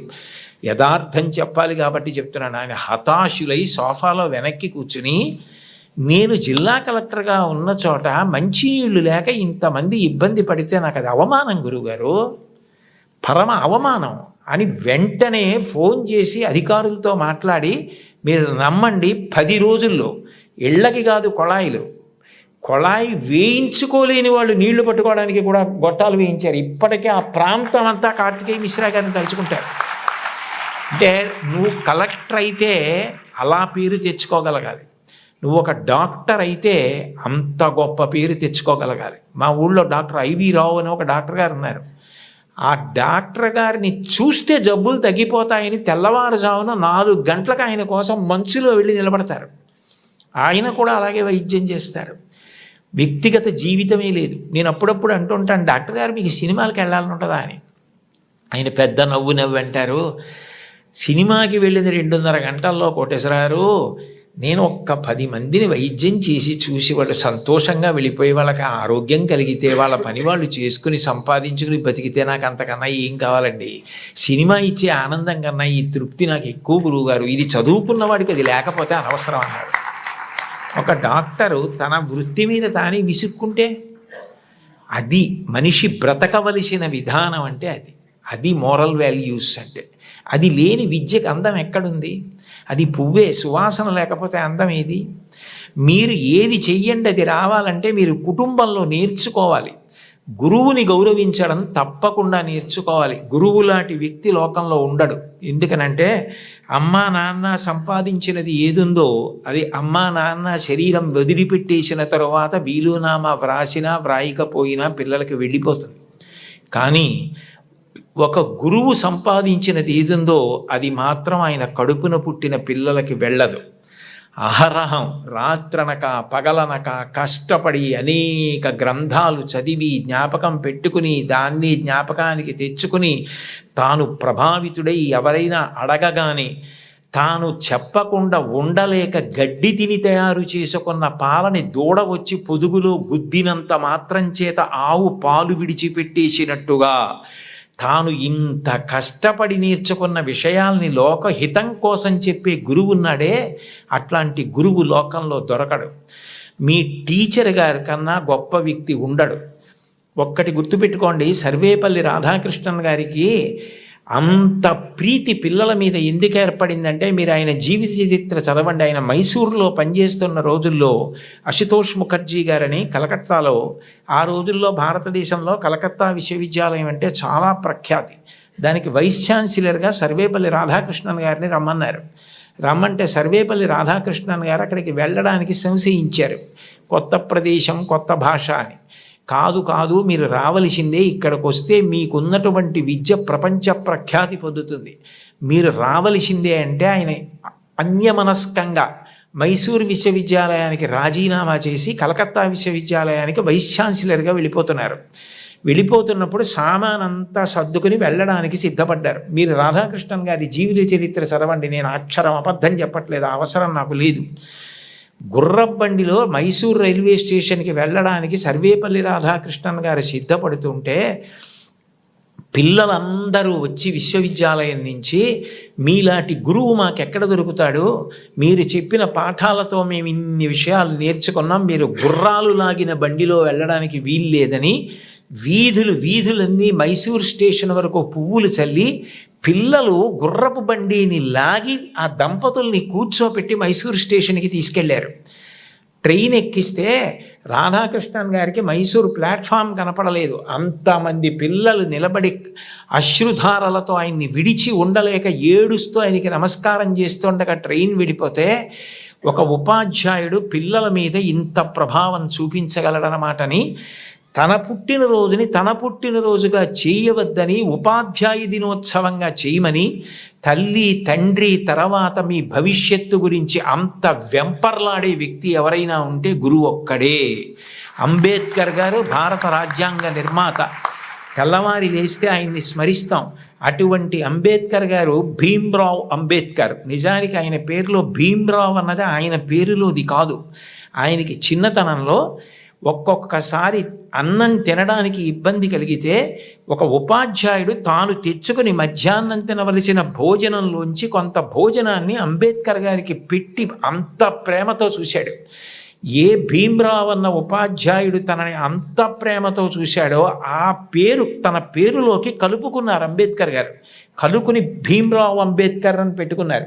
మీరు కావాలంటే ఈ విషయాలు ఏపీజే అబ్దుల్ కలాం గారు ఇండామిటబుల్ స్పిరిట్ అని ఓ పుస్తకంలో ఎన్ని అద్భుత విషయాలు రాశారో అందులో ఇది కూడా ఉటంకించారు ఒకసారి ఒక సభలో. కాబట్టి గురువుని గౌరవించడం, అంబేద్కర్ గారిని గౌరవించడం అంటే అంబేద్కర్ గారు గురువుని ఎలా గౌరవించారు, టెండూల్కర్ తన గురువుని ఎలా గౌరవించాడు, గురువు పేరెత్తేటప్పటికీ ఈ దేశంలో ఎంత గౌరవాన్ని చూపించేవారు. ఎంఎస్ సుబ్బలక్ష్మి గారు చచ్చిపోతే కలాం గారు రాష్ట్రపతి భవన్ నుంచి చెన్నై వెళ్ళి నా తల్లి, ఈ గడ్డ, నేను పుట్టిన ఈ దేశం, ఎంఎస్ సుబ్బలక్ష్మి ముగ్గురు నాకు తల్లు లేని పాడిమోశారు. అది సంస్కారం. వాళ్ళు చరిత్రలో మిగిలిపోయారు మహితాత్ములై. అంటే నేను చెప్పేది గురువుని గౌరవించడం అన్న మాట అంత గొప్పది. కలాం గారు అంత గొప్పవారయ్యారు. అంత గొప్పవారై రాష్ట్రపతి పదవి విడిచిపెట్టేసిన తర్వాత తిన్నగా పిల్లలకి పాఠం చెప్పడానికి వెళ్ళిపోయారు. ఈ దేశం పిల్లల గురించి ఆయనకి ఎంత ఆర్తో మహానుభావుడు. చివర గుండెపోటు వస్తుంటే కూడా పిల్లలకి మాట్లాడుతూ ఉరిగిపోయారు. అంతటి మహానుభావుడు పుట్టిన గడ్డ. అటువంటి కలాం గారు తన జీవితంలో అంత గొప్పవాడవడానికి కారణం ఒక గురువు అని రాసుకున్నారు. చిన్నప్పుడు కలాం గారు పాఠం వింటుంటే విమానం గురించి పాఠం చెప్పారు. శివసుబ్రహ్మణ్య అయ్యర్ అని ఆయన పాఠం చెప్పి పిల్లలందరిని అడిగారు, అర్థమైందా అని అడిగారు. కలాం గారు లేచి నాకు అర్థం కాలేదు అన్నారు. గురువుగారి దగ్గర ధైర్యంగా ఉండాలి. మీ అమ్మగారెంతో, మీ నాన్నగారెంతో, మీ గురువుగారు అంతే. వాళ్ళ తర్వాత మీ గురించి అంత ప్రేమ చూపించేది ఆయనే. మీరు గొప్పవారై మీరు వృద్ధిలోకి వస్తే అంత సంతోషపడిపోయేది ఆయనే. ఆ గురువుగారు అర్థం కాలేదా అన్నారు. ఇంకో 2-3 పిల్లలు లేచి అర్థం కాలేదన్నారు. సరే, అందరూ పిల్లలు సాయంకాలం సముద్ర తీరానికి రండి అన్నారు. రామేశ్వరంలో ఆ రోజుల్లో చదువుకునేవారు చిన్నప్పుడు కలాం గారు. రామేశ్వరం సముద్రపుటుడు ఉంది. అందరూ సముద్రపుటుడికి ఎడితే ఒక పక్షి ఎలా ఎగురుతుందో, గాలిలో ఎలా వెడుతుందో, తిరగవలసి వస్తే కంఠం తోకని ఆధారం చేసి ఎలా తిరుగుతుందో, ఎలా దిగుతుందో పక్షిని చూపిస్తూ పాఠం చెప్పారు. అది ఆ పక్షిని చూస్తూ విన్న చిన్ని కలాం గారి మనసులో ఏరోనాటికల్ ఇంజనీరింగ్ మీద బీజాలు పడ్డాయి. వెళ్ళి గురువుగారిని అడిగారు, నాకు ఇలా అవ్వాలంటే ఏం చెయ్యాలని. నువ్వు ఏరోనాటికల్ ఇంజనీరింగ్ చదవాలి, మెడ్రాస్ ఇన్స్టిట్యూట్ ఆఫ్ టెక్నాలజీలో చేరాలి, నువ్వు బాగా చదవాలన్నారు. న్యూస్ పేపర్లు పట్టుకెళ్ళి, అది కూడా ఎక్కడో తీసుకుని కాదు, వెళ్ళిపోతున్న ట్రైన్లోంచి పేపర్లు విసిరేస్తే ఆ బండిల్ తీసుకుని న్యూస్ పేపర్లు సైకిల్ కట్టుకొని ప్రతి ఇంటికి పట్టుకెళ్ళి న్యూస్ పేపర్లు ఇచ్చి చదువుకున్నారు అబ్దుల్ కలాం గారు. మీలో చాలామంది పిల్లలకి తల్లిదండ్రులు తమ రక్తాన్ని డబ్బుగా మార్చి సౌకర్యాలు ఇచ్చి చదివిస్తున్నారు. మహాత్ముల యొక్క జీవిత చరిత్రలు చదవండి. కేవలం మీ పాఠ్యపుస్తకాలు చదవద్దని నేను అనను. మీ యొక్క పాఠశాలల్లో, గ్రంథాలయాల్లో ఆటోబయోగ్రఫీసు, బయోగ్రఫీసు పెట్టించుకోండి. మీ టీచర్స్ని అడగండి, ఎంత సంతోషిస్తారో. అంతవరకు ఎందుకు, ఇంకొకసారి ఏ నెల్లూరులోనో సభ చేసినప్పుడు తప్పకుండా నేను కూడా ఇలాంటి సభల్లో 1-2 జీవిత చరిత్రలు బహూకరించడానికి ప్రయత్నిస్తాను. ఎందుకనంటే అవి మనని చెక్కుతాయి. కలాం గారు అంత గొప్పవాడయ్యాడంటే ఒక గురువు కారణం. మీరు కలాం గారు వ్రాసుకున్న పుస్తకాలు చదవండి. ఆయనకి టీచర్ అన్న మాట వస్తే ఈ cannot resist himself without developing a single sentence into A paragraph. ఒక సెంటెన్స్లో చెప్పవలసిన దాన్ని పారాగ్రాఫ్గా చెప్పకుండా ఆయన ఉండలేరు. ఆయన ఈ లైట్ వెయిట్ భూమికి దగ్గరగా ఎగిరేటటువంటి విమానాన్ని డెవలప్ చేయవలసి వచ్చినప్పుడు సరిగ్గా చేయలేకపోతే కోపం వచ్చి ప్రొఫెసర్ శ్రీనివాసన్ అని శుక్రవారం మధ్యాహ్నం పిలిచి సోమవారం పొద్దున్నకి చూపించకపోతే నీ స్కాలర్షిప్ ఆప్ చేస్తానన్నారు. టిఫిన్ తినలేదు, స్నానం సరిగ్గా చేయలేదు, భోజనం ఏం చేశారో తెలియదు, రాత్రింబవళ్ళు వర్క్ చేశారు. సోమవారం పొద్దున్నే ఆ టెన్నిస్ ఆడుకుని ప్రొఫెసర్ శ్రీనివాసన్ వెళ్ళిపోతూ హాస్టల్ రూమ్లో కలాం ఏం చేస్తున్నాడని తొంగి చూశారు. ఇచ్చిన టైం కన్నా ముందే రాత్రింబవళ్ళు కష్టపడి బోర్డు మీద డయాగ్రామ్ వేసి దానికి సంబంధించిన రిపోర్ట్ తయారు చేసిన కలాంని ఆ అవుట్ఫిట్ తోటే, టెన్నిస్ అవుట్ఫిట్ అంటే టెన్నిస్ ఆడుకోవడానికి వేసుకునే బట్టలు, వాటితోటే వెళ్ళి కౌగిలించుకున్నారు మా గురువుగారు శ్రీనివాసన్ గారు. ఆయన నా భుజాన్ని తట్టి నన్ను ప్రోత్సహించి పడిన ఆనందం నన్ను ఇంత గొప్ప స్థాయికి పెంచి పెద్ద చేసిందని తన టీచర్స్ గురించి ఎంత గొప్పగా రాసుకున్నారో. గురువుల్ని నింద చేయడం, గురువుల్ని విమర్శించడం, గురువుల్ని హాస్య వస్తువులుగా వాడుకోవడం ఈ జాతికి సిగ్గుచేటు. గురువు పేరు చెప్పేటప్పటికీ నేల మీద పడిపోయారు.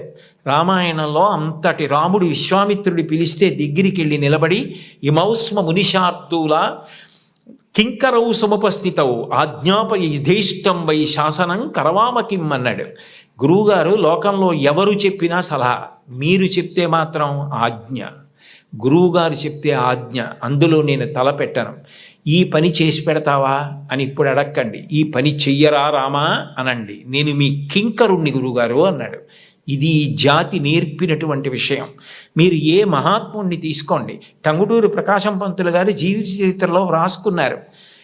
డబ్బు కట్టలేక కష్టాలు పడి ఇతర పనులు చేస్తూ రోజు పాఠం వినలేకపోయిన పిల్లల్ని ఆ రోజుల్లో సుందర శివయ్య గారని ఒక హెడ్ మాస్టర్ ఇంటికి తీసుకెళ్ళి కూర్చోబెట్టుకుని పాఠాలు చెప్పి వృద్ధిలోకి తెచ్చారు. ఆయన కారణం నేను వృద్ధిలోకి రావడానికని రాసుకున్నారు. ఆయన నడక అలా ఉండేది, ఆయన ప్రవర్తన అలా ఉండేది, ఆయన పాఠం చెప్తే అలా ఉండేదని పక్కనే గుంటూరులో మాజేటి గురవయ్య పాఠశాల అన్న పాఠశాలలో నరసయ్య గారని ఆయన చెప్పిన పాఠాలు, ఆయన వ్యవహరించిన తీరు నన్ను అంత ప్రభావితుణ్ణి చేశాయని మహానుభావుడు ఆయన నోరి దత్తాత్రేయుడు గారు తన జీవిత చరిత్రలో రాసుకున్నారు. గురువులు మనిషిని చెక్కుతారు, ఒక శిలలోంచి శిల్పాన్ని చెక్కుతారు. ఓ సరస్వతీదేవి విగ్రహాన్ని ఒక రాయి తీసుకొచ్చి చెక్కితే శిల్పి దాని మీద ఎక్కి కూర్చుని చెక్కుతాడు.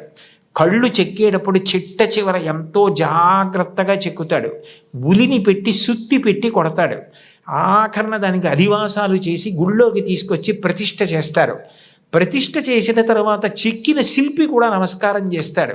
ఆ శిల్పి చెక్కాడు కాబట్టి మన అందరి ఆర్తి తీర్చుకోవడానికి ఆ మూర్తి ముందు నిలబడి నమస్కరిస్తున్నాం. ఈ సమాజంలో గౌరవింపబడిన మహనీయులందరూ గురువులు చెక్కిన శిల్పాలే, అది వాళ్ళే వ్రాసుకున్నారు. గురువుని గౌరవించడం అన్నది అంత గొప్ప ఈ జాతిలో. తల్లిని గౌరవించండి, తండ్రిని గౌరవించండి, మీ తోబుట్టువుల్ని ప్రేమగా చూడండి, మీ తోటి వారిని ప్రేమించండి, గురువుల్ని గౌరవించండి. మీరు నైతిక విలువలతో మీరు మీ వీధిలో ఉంటే ఆయన మా వీధిలో ఉన్నాడని వీధిలో వాళ్ళు పొంగిపోవాలి. మీరు కుటుంబంలో ఉంటే వాడు మా అన్నయ్య, మా తమ్ముడు, మా కుటుంబ సభ్యుడు, నా కొడుకు అని తల్లిదండ్రులు పొంగిపోవాలి, మా ఊరి వాళ్ళు పొంగిపోవాలి, దేశం పొంగిపోవాలి. అంతటి వారు అయి తీరుతారు. అందుకేనేమో వయసు రీత్యా, అనుభవం రీత్యా జీవితంలో ఎన్నో విషయాలు ఎన్ని వేల మందితోనో సమన్వయమైనటువంటి అంత అనుభవంతో, అంత ఆర్తితో మీ అందరూ వృద్ధిలోకి రావాలని, కేవలం చదువు కాదు దానితో పాటు మీకు నైతిక విలువలు అందాలని, మీరు మంచి పిల్లలని పేరు తెచ్చుకోవాలని ఎంతో తాపత్రయపడి ముఖ్యమంత్రి గారు నిజానికి నేను ఎక్కడో నెల్లూరులో ఉంటే నాకు ఫోన్ చేసి మీరు ఈ పని చేసి పెట్టాలి అని అడిగితే నేను ఎక్కువ ఆధ్యాత్మిక ప్రవచనాల మీద ఆసక్తి చూపిస్తాను. కానీ ఆయన అంత ఆర్తిగా అడిగినప్పుడు పిల్లల కోసం నేను చెయ్యగలిగినది చేసి పెడదామని తప్పకుండా చేస్తానండి అని వారిని గౌరవంగా కలిసినప్పుడు వారు నాకు మొట్టమొదట కోరినది ఇది అంటే, కుటుంబ విలువల గురించి తప్పకుండా చెప్పండి కోటేశ్వరరావు గారు. ఇంట్లో తల్లిని, తండ్రిని, గురువుని, తోబుట్టువుల్ని గౌరవిస్తే పిల్లలు మంచి వాళ్ళు అవుతారు. పిల్లలు మంచి వాళ్ళైతే వాళ్ళు మంచి పేరు తెచ్చుకుంటే, వృద్ధిలోకి వస్తే, దురలవాట్లకి దూరంగా ఉంటే అంతకన్నా మీకు కానీ నాకు కానీ ఏం కావాలి? అందుకని ఇది మీరు చేసి పెట్టాలి అన్నారు. ఆ స్థాయిలో ఉన్న వ్యక్తి నిజానికి అంత బతిమాలి అడగక్కర్లేదు. అంటే ఆయనకి మీ మీద ఎంత తాపత్రయం ఉందో అర్థం చేసుకోండి. నిజానికి నేను ఈ పదవి ఏ గౌరవం కోసం కానీ, ఈ పదవి ఏదైనా ప్రయోజనం కోసం కానీ నేను స్వీకరించినది కాదు. ఒక రాష్ట్రాన్ని నడిపించే వ్యక్తి అంత తాపత్రయపడ్డారు. నేను దానికి ఏమాత్రమైనా ఉపయోగపడితే అంతకన్నా నాకు సంతోషమే ఉంటుంది. కోన శశిధర్ గారితో మాట్లాడుతూ నేను అన్నాను, నేను ఆఖరి 10 ఓవర్స్ ఆడుతున్నానండి, నాకు 66 ఏళ్ళు వచ్చాయి, ఇంకొక 10 ఏళ్ళు మహా అయితే ఇంత స్వేచ్ఛగా సమాజంలో తిరిగి చెప్పగలనేమో. ఈ సమయం నేను పిల్లలకి కొంత కేటాయించి చేయగలిగితే నాకు అంతకన్నా ఆనందం ఏముంటుంది అని ఒప్పుకున్నాను. కాబట్టి నేను చెప్పిన ప్రతి మాట నా గుండెల్లోంచి వచ్చింది తప్ప నా నోట్లోంచి వచ్చింది కాదు. కాబట్టి మీ అందరూ చక్కగా క్రమశిక్షణతో వృద్ధిలోకి వచ్చి మంచి పేరు ప్రఖ్యాతులు తెచ్చుకోవాలని నేను త్రికరణ శుద్ధిగా శారదామాత పాదార విందములకు శిరసు తాటించి సాంజలిబంధకంగా నమస్కరిస్తూ, ఇంత గొప్ప సదస్సులో పిల్లల కోసం ఇంత ఆర్తితో ఏర్పాట్లు చేసిన చోట మాట్లాడడానికి అవకాశం ఇచ్చిన పెద్దలందరికీ నా హృదయపూర్వక కృతజ్ఞతలు ఆవిష్కరిస్తూ స్వస్తి.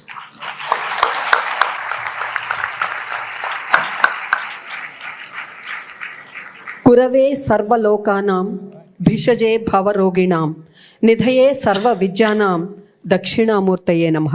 సాక్షాత్తు దక్షిణామూర్తిలాగా మరి ఇప్పటి వరకు మనందరికీ అనేక విలువలు బోధించినటువంటి గౌరవనీయులు బ్రహ్మశ్రీ వారికి ఒక్కసారి లేచి నిలబడి కరతాళధ్వలతో అభినందనలు, నమస్సులు తెలియచేసుకుందాం. వారు ఇంత చక్కటి ప్రసంగాన్ని, ఇంత మంచి విలువలను తరతరాల కోసం అందించినటువంటి ఈ చిన్నారులు ఖచ్చితంగా గుర్తుపెట్టుకొని ముందు తరాలకు అందిస్తారు. ఇది కేవలం ఇక్కడ ఉన్న విద్యార్థులకు మాత్రమే కాదు, ఎక్కడెక్కడో ఉన్నవారు కూడా దీన్ని విని పాటిస్తారని భావిస్తూ మీ అందరికీ ధన్యవాదాలు తెలియజేస్తూ దయచేసి కూర్చోవలసిందిగా కోరుతున్నాను. విలువలు లేని జీవితం కలువలు లేని కాసారం లాంటిది, అంటే కలువలు పూయని చెరువు లాంటిది. ఇది పిల్లల కోసం నేను చెప్తున్నాను. ఇక మరి ప్రస్తుతం ఒక మహా తుఫాన్ లాంటిది ఒక ప్రశ్న. ఏదైనా ఒక ప్రశ్న మనకు వస్తే ఖచ్చితంగా దానికి జవాబు వెతుక్కునే వరకు ఎదురు చూస్తూనే ఉంటాం. మరి అటువంటి ప్రశ్నోత్తరావళి ఇప్పుడు గౌరవనీయులు బ్రహ్మశ్రీ చాగంటి కోటేశ్వరరావు గారితో, అలాగే మరి గౌరవనీయ మంత్రివర్యులు ఇన్ఫర్మేషన్ టెక్నాలజీ మరియు మన మానవ వనరుల అభివృద్ధి శాఖ మంత్రులు గౌరవనీయులు శ్రీ నారా లోకేష్ గారితో పిల్లలు ప్రసంగించబోతూ ఉన్నారు. వారి ప్రశ్నలను వాళ్ళు ఇప్పుడు సంధించబోతూ ఉన్నారు. ఎంతమంది సిద్ధంగా ఉన్నారమ్మా ప్రశ్నలు అడగటానికి? ఎవరెవరు ఉన్నారో ఒక్కసారి చేతులు ఎత్తండి చూద్దాం. Very good. సరే, ప్రశ్నలు అయితే ఉన్నాయి, మీరు ముందే మాకు చెప్పారు. శ్రీమతి స్వర్ణ భారతి గారిని, వారిని ప్రశ్నలకు సిద్ధం చేయవలసిందిగా కోరుతూ, పిల్లలు మీ పేరు చెప్పుకోండి. ముందుగా మీ పేరు చెప్పి ఆ తర్వాత మీ సమస్యను అడగండి. ఈ ప్రశ్న ఎక్కడో ఉన్నటువంటి సర్ ఐజాక్ న్యూటన్ గురుత్వాకర్షణ నియమాన్ని కనుక్కోవటానికి ప్రారంభం. అలాగే మీరు అడిగే ప్రశ్నలు ఎన్ని రకాల ఇన్వెన్షన్స్ని తీసుకొస్తాయో అని ఎదురు చూస్తూ మీకు స్వాగతం. నమస్కారం. ఈ ప్రశ్న చాగంటి గారికి. నమస్కారం గురువు గారు. నా పేరు రాజా. నేను సివిఆర్ జిఎంసి హై స్కూల్లో 9వ తరగతి చదువుతున్నాను. గురువుగారు, ప్రస్తుత పోటీ ప్రపంచంలో విద్యార్థులు అయిన మేము ఒత్తిడిని ఎలా అధిగమించాలి గురువుగారు? మంచి ప్రశ్న వేసావయ్యా. కానీ నీ ప్రశ్నని అభినందించడానికి కారణం ఏమిటంటే అది కేవలం వ్యక్తిగతంగా నీకు మాత్రమే సంబంధించింది కాదు. ఇవాళ అనేక లక్షల మంది విద్యార్థులకు ప్రతినిధిగా నువ్వు ఈ ప్రశ్న అడిగావు. చాలా మంచి ప్రశ్న. ఒత్తిడిని ఎలా అధిగమించాలి? ఒత్తిడిని అధిగమించడానికి ఎప్పుడు 2 పరిష్కారాలు ఉంటాయి. ఒకటి ఆత్మవిశ్వాసం, 2 ప్రణాళికాబద్ధమైనటువంటి జీవితం. ఆత్మవిశ్వాసము అంటే నువ్వు చదువుకున్న దాని మీద నువ్వు నమ్మకం పెంచుకోవాలి. నాకు ఇచ్చిన సిలబస్ ఏదుందో దాన్ని బాగా చదువుకున్నాను, మాస్టారు చెప్తున్నప్పుడు చాలా జాగ్రత్తగా విన్నాను. నాకు ఏదైనా అర్థం కాకపోతే మాస్టార్ని అడిగాను. ఆయన నాకు ప్రేమగా చెప్పారు. ఇన్నాళ్ళు హోంవర్క్ చేశాను, ఇంత నోట్స్ రాశాను, ఇన్ని టెక్స్ట్ బుక్స్ చదివాను, నాకు చాలా విషయాలు తెలుసు, కాబట్టి ఇప్పుడు అందులోంచే 10 ప్రశ్నలు ఇస్తారు, అది కాకుండా ఎక్కడి నుంచో ఇవ్వరు, కాబట్టి నేను తప్పకుండా వ్రాయగలను అని ముందు నీ మీద నువ్వు ఆత్మవిశ్వాసం పెంచుకుంటే నువ్వు చాలా హాయిగా ప్రశాంతంగా పరీక్షకి వెళ్ళగలుగుతావు. అట్లా కాకుండా నువ్వు ఏదో భయంతో నేను చదివినవి నాకు జ్ఞాపకం వస్తాయా, నేను అన్నీ చదివానా, నేను వదిలేసినవి ఏమైనా వస్తాయా అన్న బెంగ పెట్టుకోకుండా నీ మీద నువ్వు విశ్వాసాన్ని ముందు పొందగలగాలి. 2, నువ్వు ఇవాళ పరీక్ష ఉంది అంటే నిన్న రాత్రి నుంచి చదివితే నువ్వు బెంగ పెట్టుకోవాలి, ఒత్తిడి పడాలి. ప్రతిరోజు కూడా నువ్వు ప్రణాళికాబద్ధంగా నేను ఇన్ని గంటలకి నిద్ర లేవాలి అంటే ఖచ్చితంగా అన్ని గంటలకి నిద్ర లేవాలి. నరేంద్ర మోడీ గారి తండ్రి చెప్పులు వేసుకుని ఎడుతుంటే టక్ టక్ టక్, ఆయనే వాడినటువంటి శబ్దం ఇది ఇంటర్వ్యూలో, టక్ టక్ టక్ అన్న శబ్దం వినపడితే గడియారాలు దిద్దుకునేవారట. 4:30 మోడీ గారి తండ్రి వెడుతున్నారని చెప్పి, దామోదర్ గారు వెడుతున్నారని చెప్పి. అంటే అంత ఖచ్చితంగా సమయపాలన అలవాటు కావాలి. ఇన్ని గంటలకి లేవాలంటే అన్ని గంటలకి లేవాలి, ఇన్ని గంటలు నేను చదువుకోవాలంటే ఆ పుస్తకాలు కావలసినవి దగ్గర పెట్టుకుని గడికి లేవడం కాకుండా చక్కగా చదువుకోవాలి. అన్నం తింటే నువ్వైపోయినట్టు, నీళ్లు తాగితే నువ్వైపోయినట్టు, నువ్వు చదివింది నువ్వైపోవాలి. అంటే అంత బాగా చదవాలి. ఒక కాగితం మీదకి సూర్యరశ్మి పడితే కాగితం కాలదు. ఒక కుంభాకార కటకాన్ని, భూతద్దాన్ని సూర్యబింబానికి ఎదురుగుండా పెడితే ఆ కాంతి అందులోంచి వచ్చి కాగితం మీద పడితే కొంతసేపటికి కాగితం కాలుతుంది. ఎందుకనంటే ఆ వేడి భూతద్దంలోంచి ఒక చోట కేంద్రీకృతం అయింది, కాలింది కాగితం. నువ్వు చదివితే అలా చదవాలి.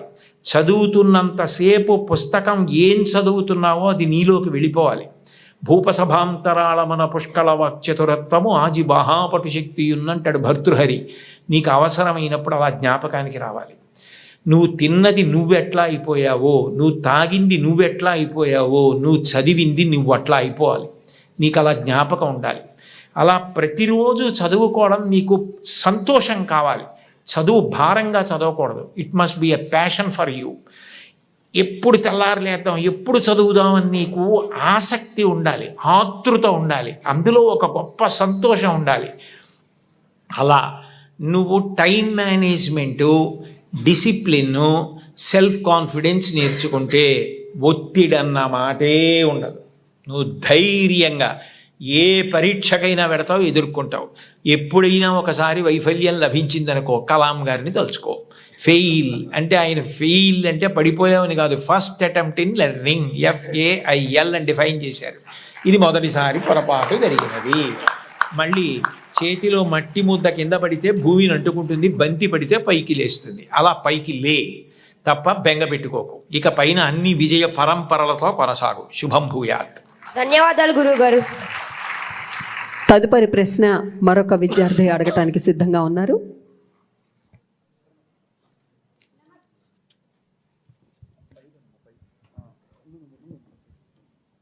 హలో, నమస్కారం గురువుగారు. నా పేరు నాగదుర్గారాణి. నేను KSRZP గర్ల్స్ హై స్కూల్లో 10వ తరగతి చదువుతున్నాను. మంచి అలవాట్లు అనేవి మనం ఏ విధంగా ఉపయోగపడతాయో తెలియజేస్తారా గురువుగారు?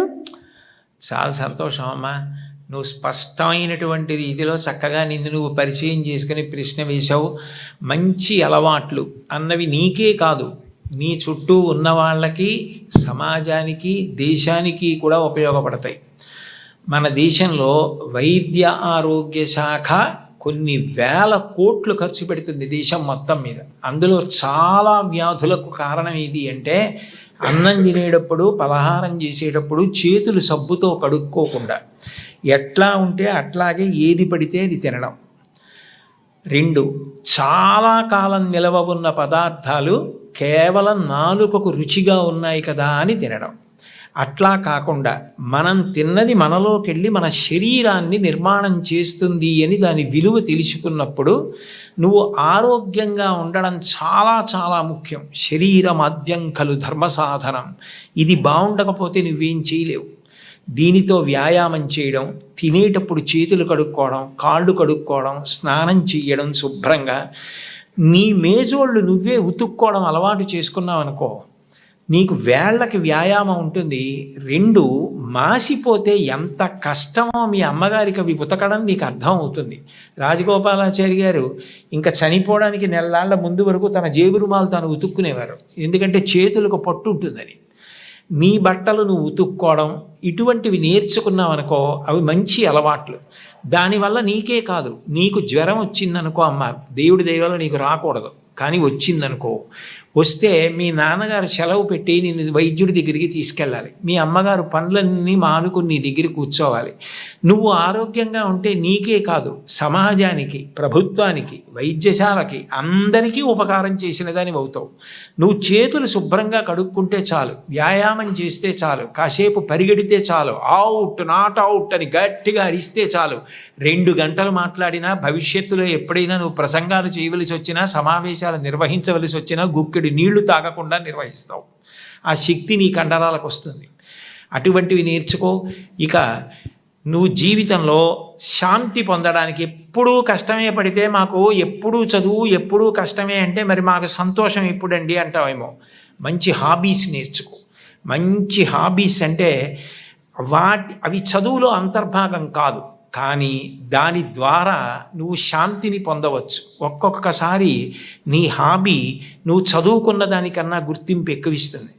శ్రీపాద పినాకపాణి గారిని కర్నూలులో మెడికల్ కాలేజీ ప్రిన్సిపాల్ చేశారు. శ్రీపాద పినాకపాణి గారు మంచం మీద ఆఖరి రోజుల్లో పడుకుని ఉండగా నేదునూరి కృష్ణమూర్తి గారు, విజయవాడలో మల్లాది బ్రదర్సు, వీళ్ళందరూ వెళ్ళి చుట్టూ చేరి కర్ణాటక సంగీతం పాడారు. ఆయన బై ప్రొఫెషన్ డాక్టర్, కానీ కర్ణాటక సంగీతానికి అంత పెద్ద పేరు తెచ్చారు. ఇవాళ శ్రీపాద పినాకపాణి గారు అంటే సంగీతం నేర్చుకునే వాళ్ళందరూ 2 చేతులు ఎత్తి నమస్కారం చేస్తారు. ఒక డాక్టరు హాబీ సంగీతం నేర్చుకుని అంత గొప్పవారయ్యారు. నువ్వు చక్కగా 4 కీర్తనలు పాడడం నేర్చుకున్నావు అనుకో, నీకు ఎప్పుడైనా విసుగ్గా ఉన్నప్పుడు నువ్వే ఓ కీర్తన పాడుకుంటే ఎంత సంతోషిస్తావు. మా ఊరంటే కాకినాడ, అక్కడ డాక్టర్ జగదీశ్వరి గారు ఉన్నారు. ఆవిడ పురుళ్ళు పోయడంలో నిష్ణాతురాలు, అన్ని ఆపరేషన్లు చేసేవారు. ఆవిడ ఆపరేషన్కి మధ్యలో రిలాక్స్ అవ్వలసి వస్తే తంబూరా పట్టుకుని వాయిస్తూ కీర్తన పాడుకుని వైద్యం చేస్తారు. ఇప్పటికీ మహాప్రఖ్యాతి ఆవిడ, మహావృద్ధురాలైపోయారు. ట్రిప్లెట్స్కి, ట్విన్స్కి దాని మీద మెడికల్ కాలేజెస్లో ప్రసంగాలు చేస్తారు. అది నీకు సొలేస్ ఇస్తుంది, నీకు రిలీఫ్ ఇస్తుంది. You become a reversible turbine. ఎంత అలసట నీకు తెలియకుండా పోతుంది. అబ్దుల్ కలాం గారు రాష్ట్రపతి భవన్లో వీణ వాయించేవారు, నీకు తెలుసా? ఆయన ఫొటోస్ ఉన్నాయి ఇప్పటికీ. ఆ వీణ వాయించడంలో రిలాక్స్ అవుతారు. నాకు కలాం గారు అంటే చాలా ఇష్టం, లింకన్ గారు అంటే చాలా ఇష్టం, విన్స్టన్ చర్చిల్ అంటే నాకు చాలా ఇష్టం. చాలామంది చాగంటి కోటేశ్వరరావు అంటే ఛాందసుడు అనుకుంటారు. కాదు, కోటేశ్వరరావుకి ఇంకో కోణం ఉందని తెలియదు. కాబట్టి ఓ టెన్నిస్ ఆడు, కాసేపు పరిగెత్తు, కాసేపు ఖోఖో ఆడు, బొమ్మలు గీయడం నేర్చుకో. నీలో ఉన్న ఇన్స్టింక్ట్ నీకు తెలుస్తుంది.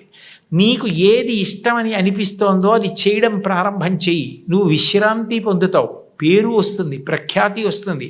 ఓ భాగవతం చదువు, ఓ రామాయణం చదువు, వాటి గురించి మంచి మంచి పుస్తకాలు చదువు, వాటి గురించి పిల్లలతో మాట్లాడు. అట్లాంటి హాబీస్ ఇన్కల్కేట్ చేసుకో. నీకు ఉపయోగం, నీ చుట్టూ ఉన్న పిల్లలు కూడా నీ వల్ల ఇన్ఫ్లుయెన్స్ అయ్యి అలా చేయడం నేర్చుకుంటారు. ఏమ్మా? శుభం భూయాలు. ధన్యవాదాలు సార్. నిజంగా ఈ పిల్లలు అడుగుతున్నటువంటి ఈ ప్రశ్నలు కేవలం ఆ జవాబులు వాళ్ళకి మాత్రమే కాదు, మనందరికీ కూడా ఎంతో సంతృప్తిని, సంతోషాన్ని, ఆలోచనను కలిగిస్తున్నందుకు పిల్లలకు కూడా కృతజ్ఞతలు తెలియజేస్తూ తదుపరి ప్రశ్న అడగవలసిందిగా కోరుతున్నాను.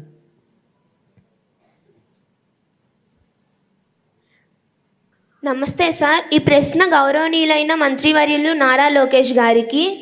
మీ లైఫ్లో మిమ్మల్ని ఇన్స్పైర్ చేసిన పర్సన్ ఎవరు? నాకు పెద్ద సమస్య ఉందమ్మా ఇంట్లో.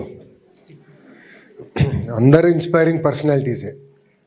మా తాతగారి దగ్గర నుంచి నాన్నగారి వరకు అందరూ నన్ను ఇన్స్పైర్ చేసిన వారు. ప్రపంచవ్యాప్తంగా చూస్తే లీ కువాన్ యూ అని ఒక గొప్ప వ్యక్తి నేను చూసి ఇన్స్పైర్ అయ్యా. లీ కువాన్ యూ అనే వ్యక్తి సింగపూర్, మలేషియా నుంచి విడిపోయినప్పుడు ప్రధానమంత్రి అయ్యారు. ప్రధానమంత్రిగా ఒక మత్స్యకార గ్రామాన్ని ఈరోజు ఒక అగ్రదేశానికి ఎట్లా తీర్చిదిద్దారు, ఆర్థికంగా కాకుండా సమాజంలో కావాల్సిన విలువలు, అంటే అన్ని కులాలు మతాలకు చెందిన వారు కలిసికట్టుగా ఎలా ఉండాలి, సోషల్ హార్మనీ అనేది ఎలా ఏర్పడితే బాగుంటుందని ఆయన చేసి చూపించిన వారు. అందుకే ఈరోజు చూస్తే సింగపూర్ లాంటి దేశం అగ్రదేశంగా తయారైంది. భారతదేశానికి వచ్చేగల వాజ్పేయి గారిని చూసి పెరిగిన వారిని. అదేవిధంగా వాజ్పేయి గారి గురించి, అంటే వాస్తవంగా నాకు వాజ్పేయి గారిని కలిసే అదృష్టం నాకు దక్కలేదు. కానీ వాజ్పేయి గారు ఎలాంటి వ్యక్తి అనేది గౌరవ ముఖ్యమంత్రి గారు ఎప్పుడు చెప్తా వస్తారు. నిన్న పొద్దున్న మొన్న రాత్రి ఉపరాష్ట్రపతి గారితో కూర్చుని మాడేటప్పుడు కూడా వాజ్పేయి గారి గొప్పతనం గురించి గౌరవ ముఖ్యమంత్రి గారు ఉపరాష్ట్రపతి గారు చెప్తున్నారు. వాజ్పేయి గారిలో ఉన్న గొప్పతనం ఏంటంటే ప్రధానమంత్రిగా ఉన్నా కూడా ఒక వ్యక్తి లేదు సార్ మీరు తీసుకున్న నిర్ణయం ఒక్కసారి మళ్ళీ ఆలోచించండి అని చెప్తే ఆలోచించడానికి సిద్ధపడిన వ్యక్తి. ఆయన తీసుకున్న నిర్ణయం 10 మందితో మాట్లాడి అది మళ్ళీ మార్చిన వ్యక్తి. అంటే ఒక ప్రధానమంత్రిగా చేసిన వ్యక్తి అలా ఆలోచించినప్పుడు మనందరం కూడా ఎంత ఆలోచించాలి అనేది నేను తెలుసుకుంటాం కూడా జరిగింది. సో దేశంలో వాజ్పేయి గారు, ప్రపంచవ్యాప్తంగా చూస్తే నాకు లీ కువాన్ యూ గారు ఒక ఆదర్శంగా నేను తీసుకుంటాను. Thank you sir. చక్కటి ప్రశ్నకు చక్కటి సమాధానాలు లభిస్తున్నాయి. మరి తదుపరి ప్రశ్నకు సిద్ధంగా ఉన్నారని కోరుతున్నాను. వారిని మాట్లాడవలసిందిగా. గురువుగారు, నేడు యువతకు గురువుగారు, నేడు యువతకు ప్రధానంగా నేర్పించవలసిన విలువలు ఏవి? ఆ విలువలు ఎందుకు ముఖ్యమైనవో తెలియజేయగలరా? అన్నింటికన్నా చాలా ప్రధానమైనటువంటి విలువ ఏది అంటే మనం మన కోసం బ్రతకడం కాదు, మనం ఇతరుల కోసం బ్రతకగలగాలి. మనం అనుకున్నట్టుగా ఇతరులు ఉండాలి అని కోరుకోవడం కన్నా ఇతరులను మనం అర్థం చేసుకుని ఇతరులు సంతోషంగా ఉండడానికి మనం ఎట్లా ప్రవర్తించాలన్నది తెలుసుకోవాలి. నేను ఇన్ని మాటలు చెప్పే కన్నా నీకు ఒక్క పద్యం చెప్తాను. చాలా తేలిక పద్యం అది. మహాభారతంలోది చాలా కాలం ఆంధ్రదేశంలో ఒక ప్రఖ్యాత దినపత్రిక దాన్ని సంపాదకీయం మీద వేసేది ఈ పద్యాన్ని. ఒరులేమేమియునర్చిన నరవర అప్రియము నీ మనంబున కగు తానురులకు నది చేయకునికి పరాయణము పరమధర్మ పదములకెల్లన్. నేను ఏదైనా మాట్లాడేటప్పుడు నన్ను ఎవరైనా అట్లా మాట్లాడితే, నా పట్ల అట్లా మాట్లాడితే నేను బాధపడతానా? అయితే నేను మాట్లాడను. నేను ఎవరికైనా ఏదైనా ఒక పని చేసేటప్పుడు ఇటువంటి పని నాకెవరైనా చేస్తే నేను బాధపడతానా? అయితే వద్దు, నేను వాళ్ళకి చేయను. ఇదొక్కటి చూసుకుంటే, మాట్లాడే ముందు ఇట్లా మాట్లాడితే, నన్ను ఉద్దేశించి ఎవరైనా అట్లా మాట్లాడితే నేను చాలా బాధపడతాను. అయితే నేను ఇంకోళ్ళని ఉద్దేశించి మాత్రం అట్లా మాట్లాడను. నా పట్ల ఎవరైనా ఇట్లా చేస్తే నేను చాలా బాధపడతాను. ఆ పని నేను ఇతరులకు చెయ్యను. ఏదైనా మాట్లాడే ముందు, చేసే ముందు నన్ను గురించి అలా మాట్లాడితే, నా పట్ల అట్లా చేస్తే, నేను ఏమనుకుంటానన్నది ఆలోచించుకోవడం నీకు వస్తే నువ్వు ఇతరులకు అపకారము చెయ్యలేవు. నీ వలన మేలేదు. ఒరులేమేమియునర్చిన నరవరా అప్రియముని మనంబున కగు తానురులకు నది చేయకునికి పరాయణము పరమధర్మ పదములకెళ్ళని. ఇంకంతకన్నా ధర్మం లేదు లోకంలో. పెద్దవాళ్ళైనా పిల్లలైనా ఎవరైనా చిన్నప్పటి నుంచి నేర్చుకోవలసింది అంతే. గుర్రం జాషువా గారు చిన్న కొడుకు వెళ్ళి పిట్టని కొట్టి కింద పడిపోతే కర్రతో కొట్టి బతికుండగా ఈక పీకుతుంటే ఆయన కూతురు హేమలత రవణం గారే ఒక వ్యాసం రాశారు. జాషువా గారు చాలా మాటలు చెప్పారు. ఆయనకి భౌతత ఎక్కువ. తప్పురా, అలా పక్షికి పడగొట్టి దాన్ని ఈకలు పీకుతున్నావు, అది బాధపడుతుంది, అలా చెయ్యకు అని. పిల్లవాడు వినేవాడు కాదు. ఆయన ఒక రోజున ఏం చేశారంటే, ఆ పిల్లాడు కూర్చుని ఉండగా వెనక నుంచి వచ్చి గట్టిగా పట్టుకుని వాడు వెంట్రుకలు పీకడం మొదలెట్టారు. మొయ్యో మొయ్యో మొయ్యో అని వాడు ఏడుస్తున్నాడు. యారా, ఇన్ని వెంట్రుకలు ఉన్నాయే, 4 పీకితే ఏడిచావు, దాని ఈకలు పీకేస్తున్నావు, దానికి అన్నీ కలిపో 50-60 ఉన్నాయి, అదెంత ఏడుస్తుందిరా, ఇప్పుడు అర్థమైందా అన్నాడు. మళ్ళీ జీవితంలో ఆ పిల్లవాడు అట్లాంటి పని చేయలేదు. తనకి ఏది జరిగితే బాధో అర్థమైతే అది ఇతరులకు చెయ్యలేడు. ఆ రోజున భారతంలో చెప్పిన పద్యం ఎంత గొప్పదో అర్థమవుతోందా? నీకు ఉదాహరణ కూడా చెప్పా. అందుకని అది అలవాటు చేసుకో, నువ్వు మహితాత్ముడు అవుతావు. ధన్యవాదాలు గురువుగారు. మరొక ప్రశ్నతో పిల్లలు సిద్ధంగా ఉన్నారు.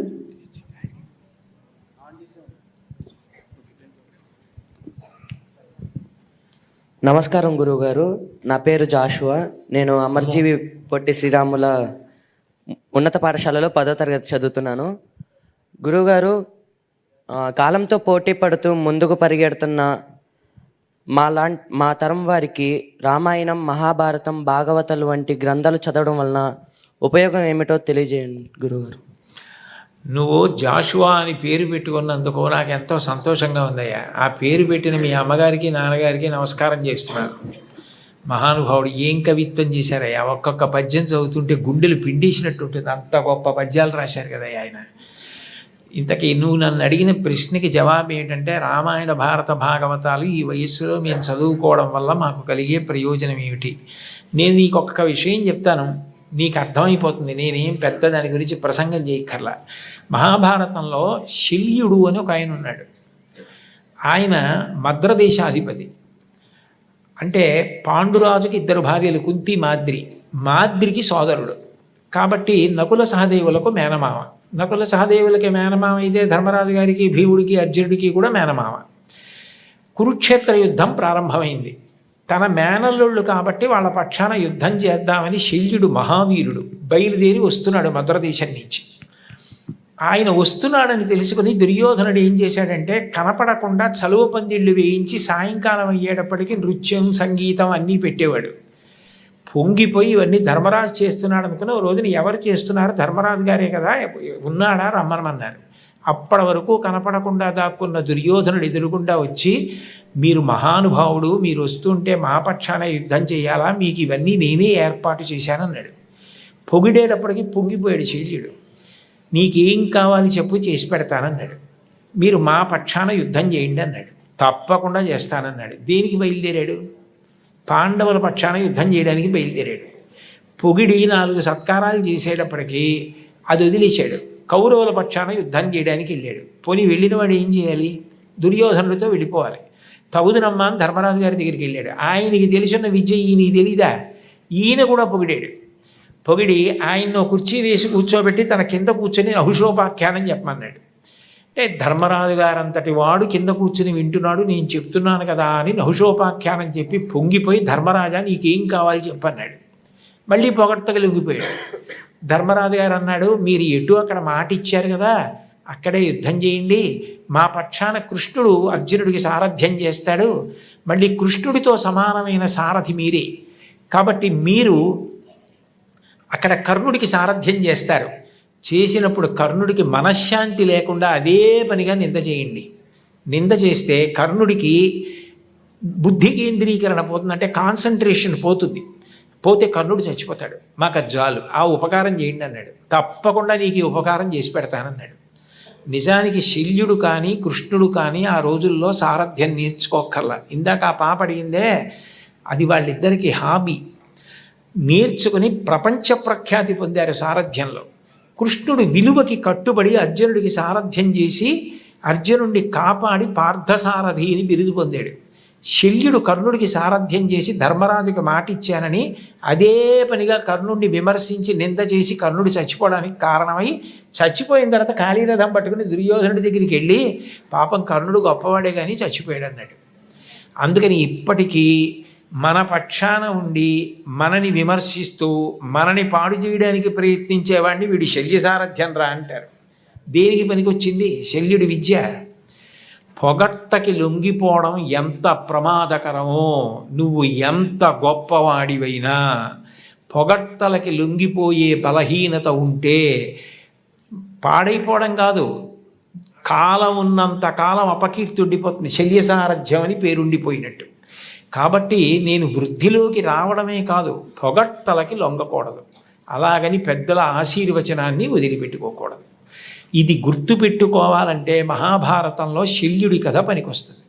అప్పుడు చిన్నపిల్లాడికి భారతం అక్కర్లేదని ఎవరంటారు? నువ్వు అది బాగా నీకు వంట పట్టిందనుకో, నువ్వు జీవితంలో వృద్ధిలోకి వస్తావు. రేపొద్దున నువ్వు ఎంత గొప్పవాడివైనా నిష్కారణంగా పొగిడితే లొంగవు. పెద్దలైన వారు నిన్నొచ్చి మంచిగా మర్యాదగా ప్రేమగా మాట్లాడితే వాళ్ళ ప్రేమని నువ్వు అర్థం చేసుకోగలవు. అప్పుడు నువ్వు వృద్ధిలోకి రావడానికి కారణమైందా లేదా? కాబట్టి రామాయణ భారత భాగవతాది గ్రంథములు మంచి మంచి గ్రంథములు ఎక్కడ ఏ భాషలో ఎందులో ఉన్నా చదివి మంచి స్వీకరించి వాటిని జీవితంలో అనుష్ఠానంలోకి తెచ్చుకోవాలి. ఏమ్మా? ధన్యవాదాలు గురువుగారు. ధన్యవాదాలమ్మా. పుస్తకాలు మౌనంగా నిశ్శబ్దంగా ఉంటాయి, కానీ తమని చదివిన వారితో విశృంఖలంగా మాట్లాడిస్తాయి. అటువంటి పుస్తకాల పఠనం పిల్లలకు చాలా అవసరం. మరి తదుపరి ప్రశ్న వేసేటువంటి విద్యార్థి ఏమడుగుతాడో చూద్దాం. ఈ ప్రశ్న గౌరవనీయులైన విద్యాశాఖ మంత్రి శ్రీ నారా లోకేష్ గారికి. సార్, మీరు స్కూల్లో చదువుకునేటప్పుడు మీకు నచ్చిన టీచర్ ఎవరు? మీకు ఏ సబ్జెక్ట్ అంటే చాలా బాగా ఇష్టం తెలియజేస్తారా? ఇప్పుడు ఉపాధ్యాయుల మధ్యన గొడవలు సృష్టించేటట్టున్నా స్వామి. ఎందుకంటే నేను ఈరోజు ఈ స్థాయికి వచ్చానంటే కేవలం ఒక్కరు కాదు, చాలామంది నన్ను చెక్కినవారు. దాంట్లో ప్రధానంగా చూస్తే మంజుల మేడం గారు అని ఉండేవారు స్కూల్లో. చాలా స్ట్రిక్ట్ మేడం. మాది అల్లరి బ్యాచ్. నా ప్రసంగాలు చూస్తుంటే మీకు తెలిసేది ఇప్పటికీ. మా అంతా ఒక అల్లరి బ్యాచ్. భారతీయ విద్యాభవన్లో చదివిన వాడిని. సో అందరికి ఒక ఎగ్జాంపుల్ చేయాలని నన్నే ఎక్కువ కొట్టేవారు. అది మా మంజుల మేడం గారు. సో ఇంట్లో మా అమ్మ ఎట్లానో స్కూల్లో మా మేడం గారు అలా వాయించేవారు. రెండోది స్కూల్కి వచ్చేగల రమాదేవి మేడం గారు. అంటే అప్పుడు నేను వైస్ ప్రిఫెక్ట్ అయ్యా స్కూల్కి. అప్పుడు స్కూల్ని ఎట్లా లీడ్ చేయాలి, ఎలా ముందరికి వెళ్ళాలి, కొత్త ప్రోగ్రామ్స్ ఎలా రూపొందించాలి అని దానిపైన ఆ ఆలోచన అలా తీసుకొచ్చినవారు. ఇంటర్మీడియట్కి వచ్చేగల కొన్ని సబ్జెక్ట్స్లో నేను వీక్గా ఉండేవాడిని. బ్రిడ్జ్ కోర్స్ పెట్టారు నారాయణ గారు, ఇప్పుడు మంత్రిగా ఉన్నారు నారాయణ గారు. ఆయనే నాకు పాఠాలు చెప్పారు స్వయంగా, అప్పుడు క్యాల్కులస్ అది. సో ఆయన బ్రిడ్జ్ కోర్స్ వల్ల నేను కార్నిగీ మెల్లన్, తర్వాత వెళ్ళి 2 సంవత్సరాలు వరల్డ్ బ్యాంక్లో పనిచేసి మళ్ళీ స్టాన్ఫర్డ్కి వెళ్ళేదానికి కూడా అవకాశం వచ్చింది. కార్నిగీ మెల్లన్లో నా గురువు గారు రాజిరెడ్డి గారు. రాజిరెడ్డి గారు కూడా ఏంటంటే చిత్తూరు జిల్లాలో ఒక మారుమూల గ్రామంలో జన్మించిన వారు. కార్నిగీ మెల్లన్ యూనివర్సిటీకి వెళ్ళి అసలు కంప్యూటర్ సైన్స్ ల్యాబ్ అసలు మొత్తం ప్రోగ్రామ్ రూపొందించిన గొప్ప వ్యక్తి. మా తరంలో బహుశా నేను ఫస్ట్ పర్సన్ యూఎస్కి వెళ్ళింది చదువుకునేదానికి. సో నాకు పెద్ద గైడెన్స్ లేదు, అంటే కోర్స్ ఎలా తీసుకోవాలి, క్రెడిట్ సిస్టమ్ ఎలా ఉంటుంది అంత అవగాహన లేదు. అప్పుడు కార్నిగీ మెల్లన్లో ఎక్కువ మంది భారతీయులు కూడా లేరు, ఇప్పుడంటే దండిగా ఉన్నారు. సో అప్పుడు నాకు రాజిరెడ్డి గారే గైడ్ చేశారు. సో మొదటి 2 సెమిస్టర్లు ఆయన గైడెన్స్ నేను చదువుకున్నా కనుకనే నేను సక్సెస్ఫుల్గా కాదు మంచి మార్కులతో పూర్తి చేసుకుని మళ్ళీ స్టాన్ఫర్డ్ వెళ్ళడానికి అవకాశం వచ్చింది. బెస్ట్ సబ్జెక్ట్ అంటే నాకు మ్యాథమెటిక్స్లో నేను వీక్గా ఉన్నా మ్యాథమెటిక్స్ నచ్చాయి. అది ఆ వీక్నెస్ని నేను ఓవర్కమ్ అవ్వాలి. నాలో ఈ సబ్జెక్ట్లో నేను వీక్గా ఉన్నా, దాన్ని నేను నేర్చుకోవాలి, దాన్ని అధిగమించుకుని ముందరికి వెళ్ళాలన్న ఆలోచన అప్పుడే పడింది. స్టాన్ఫర్డ్లో మాకు ఒక పెద్ద అవకాశం ఉండేది, గ్రేడ్స్ నాన్ డిస్క్లోజర్. అంటే స్టాన్ఫర్డ్ ఎంబీఏలో మీ గ్రేడ్స్ అంటే వచ్చిన మార్కులు మీరు ఎవరికి చెప్పాల్సిన అవసరం లేదు, ఇంక్లూడింగ్ కంపెనీ నుంచి ఎవరిని వచ్చి నేను హైర్ చేయాలంటే. అది నాకు ఎందుకు బాగా నచ్చిందంటే నేను వీక్గా ఉన్న ఫైనాన్స్ సబ్జెక్టులు ఎక్కువ తీసుకున్నా. అప్పుడు ఫైనాన్స్లో వీక్ ఉండేవాడు. సో ఈ 2 మ్యాథమెటిక్స్ అండ్ ఫైనాన్స్, ఈ 2 నాకు బాగా నచ్చింది. దేవుడి దయ వల్ల పర్ఫెక్ట్ అని నేను అనలేను, but definitely far better. Thank you అమ్మా. Thank you so much sir. Khalil Gibran ప్రఖ్యాత రచయిత, ఆయన చెప్పినట్లుగా తల్లిదండ్రులకు బిడ్డలు కలుగుతారు, కానీ తల్లిదండ్రులు మా సొంతం అనుకుంటారు, నిజానికి ఆ పిల్లలు ఈ జాతికి సొంతం, ఈ జాతి సంపద ఆ పిల్లలే. కాబట్టి వారి భవిష్యత్తు బాగుండాలని ప్రతి ప్రభుత్వము ఆలోచిస్తూ ఉంటుంది, ప్రతి టీచర్ ఆలోచిస్తారు, ప్రతి తల్లిదండ్రి ఆలోచిస్తారు. వారి చేతుల్లో పెరుగుతున్నటువంటి ఈ పిల్లలు అడిగే మరొక ప్రశ్నను ఇప్పుడు జవాబు చేయడానికి సిద్ధంగా ఉందాం సార్. నమస్కారం గురుగారు. నా పేరు ధరాదేవి. నేను అమరజీవి పొట్టి శ్రీరాములు ఉన్నత పాఠశాలలో 10వ తరగతి చదువుతున్నాను. విలువలు లేని విద్య ఎందుకు అసంపూర్ణంగా ఉంటుందో తెలియచేస్తారా గురువుగారు? చక్కగా స్పష్టంగా పంజరంలో చిలక పలికినట్టు పలికావమ్మా. అమరజీవి పొట్టి శ్రీరాములు గారు అని. విలువలు లేని విద్య ఎందుకు అసంపూర్ణం అవుతుంది? విలువ అనే మాటకి అర్థం ఏమిటంటే నువ్వు ఎలా ప్రవర్తిస్తున్నావు అన్నదాన్ని బట్టి విలువ ఉంటుంది. అన్నీ కాగితాలే, కానీ కరెన్సీయే డబ్బు అవుతుంది. కేంద్ర ప్రభుత్వం ముద్రించినదేదో అది కరెన్సీ. అట్లాగే నువ్వు చదువుకున్నది ఆచరణాత్మకమైతే విలువ అవుతుంది. నువ్వు చదువుకుని విలువ ఏదీ పాటించలేదనుకో, ఎట్లా అది విలువ అవుతుంది? ఉదాహరణకి ఇవాళ సభా ప్రారంభంలోనే గౌరవ మంత్రివర్యులు మాట్లాడుతూ నేను పుట్టపర్తి వెళ్ళాను. పుట్టపర్తిలో చాలా పెద్ద హాలు. ఆ హాల్కి అనేక మంది పిల్లలు వచ్చారు. అంతా అయిపోయిన తర్వాత ఎవరి వాటర్ బాటిల్ కాగితం ముక్క దగ్గర నుంచి వాళ్ళే తీసుకెళ్ళి డస్ట్బిన్లో వేసి వెళ్ళిపోయారు. హాల్ అంతా అంత నీట్గా వచ్చి కూర్చోడానికి ముందు ఎలా ఉందో వెళ్ళిపోయిన తర్వాత కూడా అలా ఉంది. ఆయన పుట్టపర్తి సభలో పాల్గొని ఇక్కడికి వచ్చిన తర్వాత కూడా ఆయన మస్తిష్కంలో అది అలా ఉండిపోయి అలా మన పిల్లలు కూడా ఉంటే బాగుండు, అలా మన సమాజం కూడా తయారైతే బాగుండు, వీళ్ళందరూ కూడా అది నేర్చుకుంటే బాగుండన్నది ఉండిపోయి ఆలోచన దొంతరల్లోంచి అదే బయటికి వచ్చి ప్రసంగంలో ముందు పైకి వచ్చింది అంటే అది ఆ పిల్లల విలువ. వాళ్ళు పరిశుభ్రత అలా పాటించారు. ఒక్కొక్కరు అంత విలువ ఒక్కొక్క విషయానికి ఇస్తారు. ఇది నిజానికి అంతఃశౌచము బాహ్య శౌచము అని. మన శరీరాన్ని శుభ్రంగా ఉంచుకోవడం, మన మనసుని శుభ్రంగా ఉంచుకోవడం, మంచి ఆలోచనలు చేయడం, మనం శుభ్రంగా ఉండడం కాదు, మనం ఉన్న చోటు శుభ్రంగా ఉండాలి, ఇల్లు శుభ్రంగా ఉండాలి, వీధి శుభ్రంగా ఉండాలి. అలా ఉన్నప్పుడు దోమలు, అంటువ్యాధులు ఇట్లాంటివి ఉండవు. ఎవరికి వాళ్ళమే కష్టపడ్డం, ఎవరికి వాళ్ళని శుభ్రంగా ఉంచుకోవడం నేర్చుకున్నాం అనుకోండి, అప్పుడు అది గొప్ప విలువ అవుతుంది. ఆ విలువ సామూహికమైందనుకోండి, ఒక ఊరంతా పాటించిందనుకోండి, అది కీర్తికి కారణం అవుతుంది. ఆ మధ్య హిందూ పేపర్లో ఒక ఆర్టికల్ వచ్చింది. కరీంనగర్ డిస్ట్రిక్ట్లో సిద్దిపేట మండల్లో ఇబ్రహీంపట్నం అనుకుంటాను, ఒక చిన్న పల్లెటూరు. ఆ పల్లెటూరులో ఆటోమొబైల్ ఇంజనీరింగ్లో డిప్లొమా చేసినటువంటి చెన్నారెడ్డి అన్న వ్యక్తి ఆ ఊరి సర్పంచ్ కుమారుడు. ఆయన లీడ్ తీసుకుని ఎందుకు పరిశుభ్రంగా ఉండాలి, ఉండకపోతే ఎంత ప్రమాదం జరుగుతుంది, ఒక్క దోమ పెరిగినది కుడితే ఒక పిల్లవాడే మరణించవచ్చు, ఒక బోధకాలు వస్తే జీవితాంతం బోధకాలతో బాధపడాలి, ఒక్కొక్క జ్వరం వస్తే ఎంత డబ్బు అయిపోతుంది, మనం ఎంత శుభ్రంగా ఉండాలి, మురుగునీరు మొక్కల్లోకి పంపించి కలకల్లాడుతూ పువ్వులు పూసేటట్టు వీధులు ఎలా ఉండాలి, ఇవి అదే పనిగా అందరినీ పిలిచి చెప్పి ఆ ఊళ్ళో ఒక్కరికి కూడా వైరల్ ఫీవర్ కూడా రాకపోతే ఆ ఊళ్ళో ఉన్నటువంటి 4 ఆర్ఎంపీ డాక్టర్లు ఆ ఊరు వదిలి వెళ్ళిపోయారు. ఏ జబ్బు రాందానికి ఈ ఊళ్ళో వేవెందుకు, ఇక్కడ మాకేం రావట్లేదు రూపాయి కూడా అని. ఆ విషయం హిందూ పేపర్లో వచ్చింది. అంటే ఆ ఊరికే ఎంత విలువ వచ్చింది.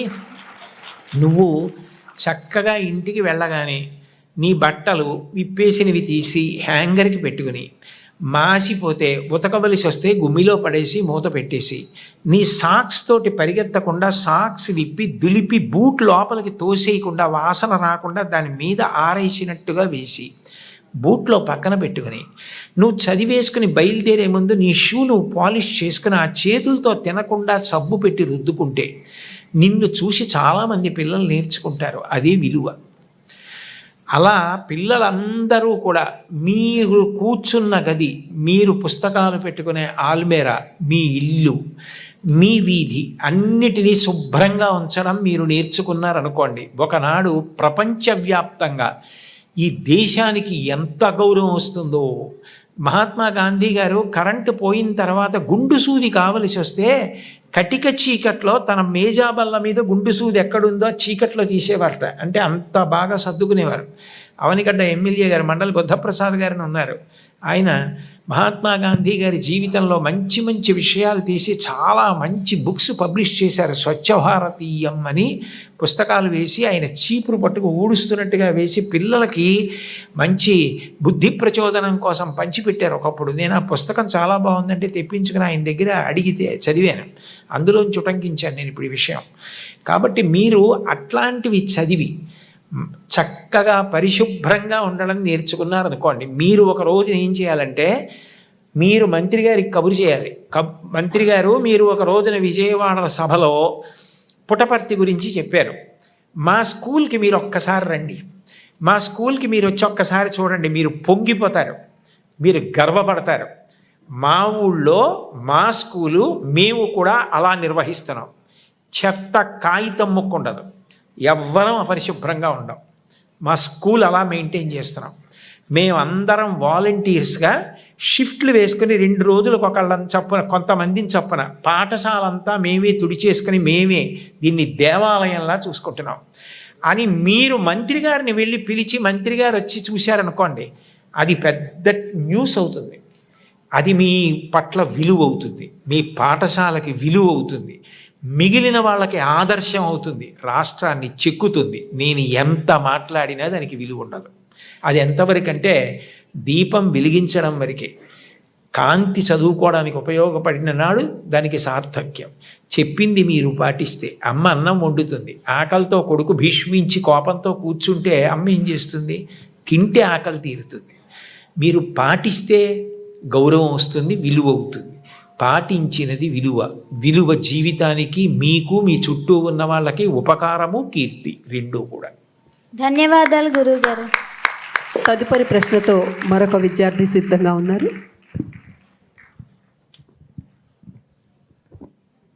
గౌరవనీయులైన విద్యాశాఖ మంత్రి గారికి నా నమస్కారాలు సార్. నా పేరు ఆదర్శ. నేను కేజీబీవి కొండూరులో 10వ తరగతి చదువుతున్నాను. నేటి సమాజంలో నైతిక విలువలను పాటించేవారు జీవితంలో వెనుకబడుతున్నారు.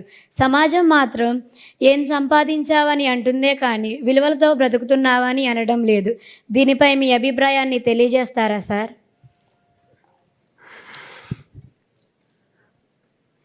మా సక్సెస్కి షార్ట్ కట్ లేదు.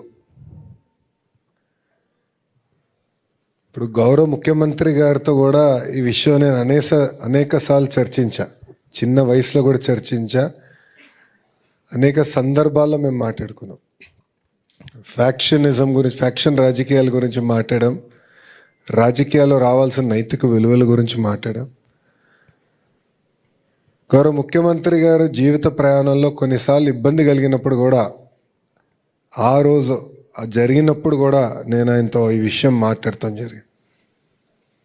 కానీ చివరిగా ఒకటే చెప్తున్నా తల్లి, సమాజంలో ఏ మార్పు అయితే మనం ఆశిస్తున్నామో అది మనం ముందల పాటించాలి. అందరూ తప్పులు చేసి ముందలకి వెళ్తున్నారు, మనం కూడా తప్పులు చేసి ముందలకి వెళ్దాం అనుకుంటే మటుకు వ్యక్తిత్వం అనేది ఉండదు. అది గురువుగారు చెప్పినట్లు ఈరోజు అది మియర్లీ టెంపరరీ. అద్భుతంగా ఆయన కొన్ని ఉదాహరణలు చెప్పి మనకు కూడా చెప్తాం జరిగింది. నేను కూడా నా జీవిత ప్రయాణం నేను టైం టు టైం రిఫ్లెక్ట్ అవుతూ ఉంటాను. చాలామంది ఏమన్నారంటే, కొంచెం కంచుకోట లాంటి నియోజకవర్గంలో నువ్వు పోటీ చేస్తే సులభంగా ఉంటుంది కదా, నీకు ఎందుకు ఇవన్నీ అని నన్ను చాలామంది అన్నారు. 24 ఎన్నికల్లో కూడా చాలామంది 2 సీట్లో పోటీ చేయి, నీకు ఎందుకు ఇది కాంప్లికేషన్ అన్నారు. కానీ నా పైన నాకు నమ్మకం ఉండే. గురువుగారు అన్నట్టు ముందర మనపైన మనకు నమ్మకం ఉండాలి, ధైర్యం ఉండాలి. ఎస్, నేను చేస్తాను, నేను సాధిస్తాను, అప్పుడే నేను అనుకుంది నేను చేయగలుగుతాను. అది మనందరిలో అవసరం. ఇప్పుడు దారిలో మనలో భారతీయుల్లో ఒక ఇబ్బంది ఉంది. గురుగారు అన్నట్టు మనమే మన చెత్త రోడ్డు పైన వేస్తాం.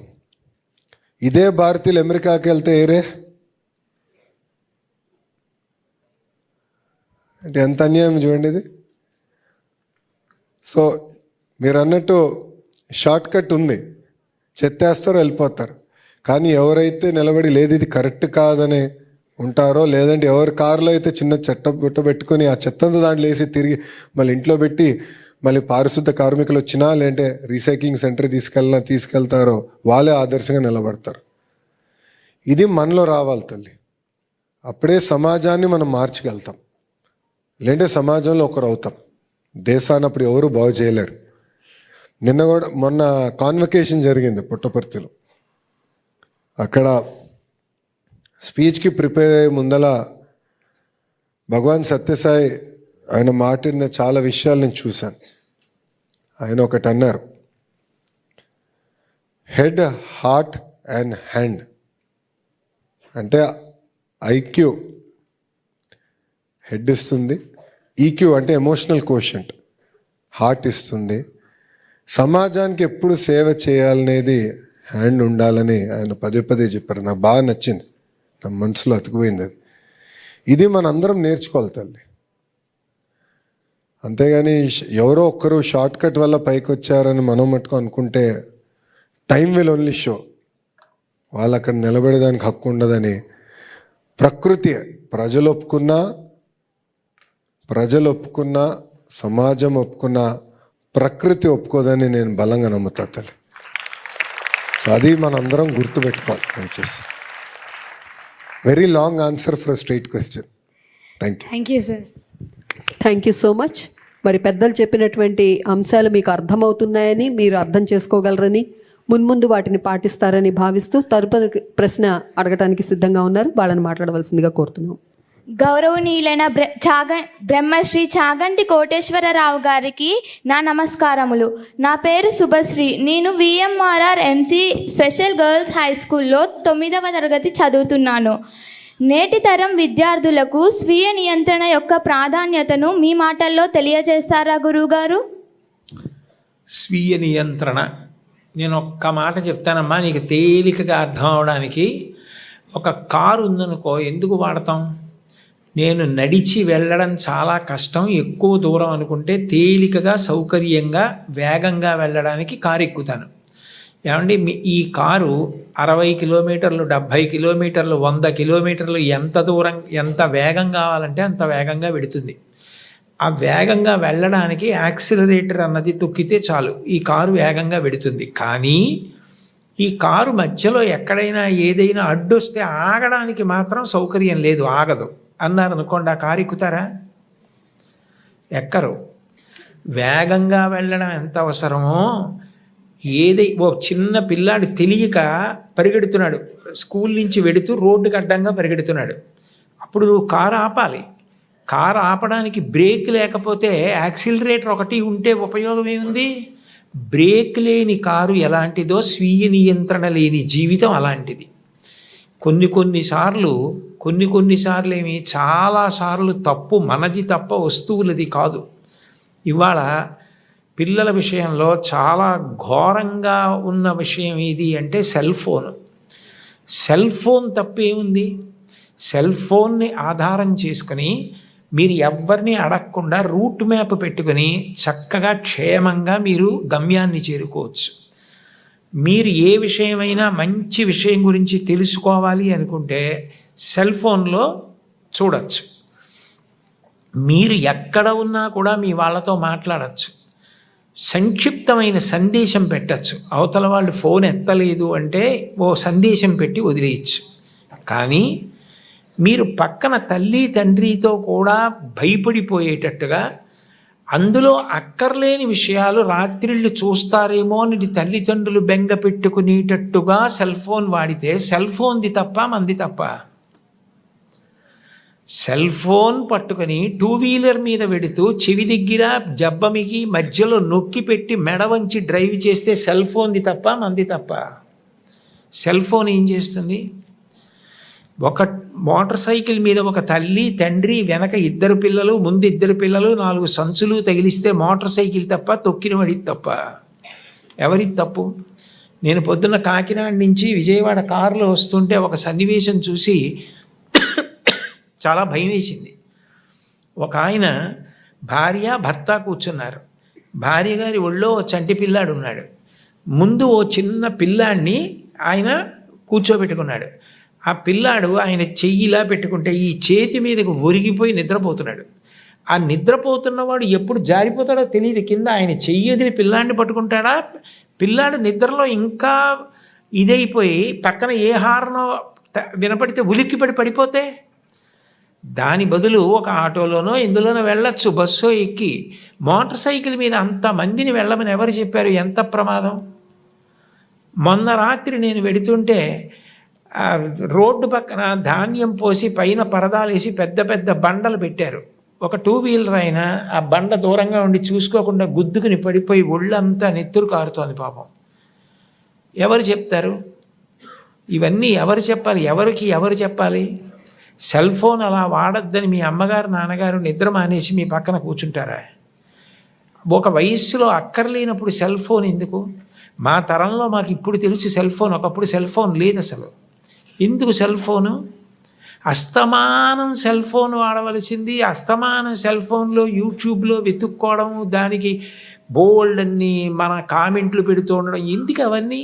ఎంత టైం వేస్ట్ అయిపోతుంది.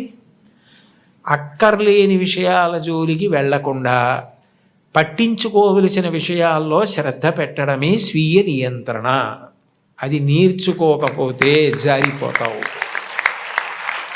అదే స్వీయ నియంత్రణ. అది అవసరం కాదు, మరి అడుగడుగునా అవసరమే. అందుకే నేను అందరికీ అర్థమవుతుందని సెల్ ఫోన్ ఉదాహరణగా చెప్పాను, మిమ్మల్ని అనాలని కాదు నా ఉద్దేశ్యం.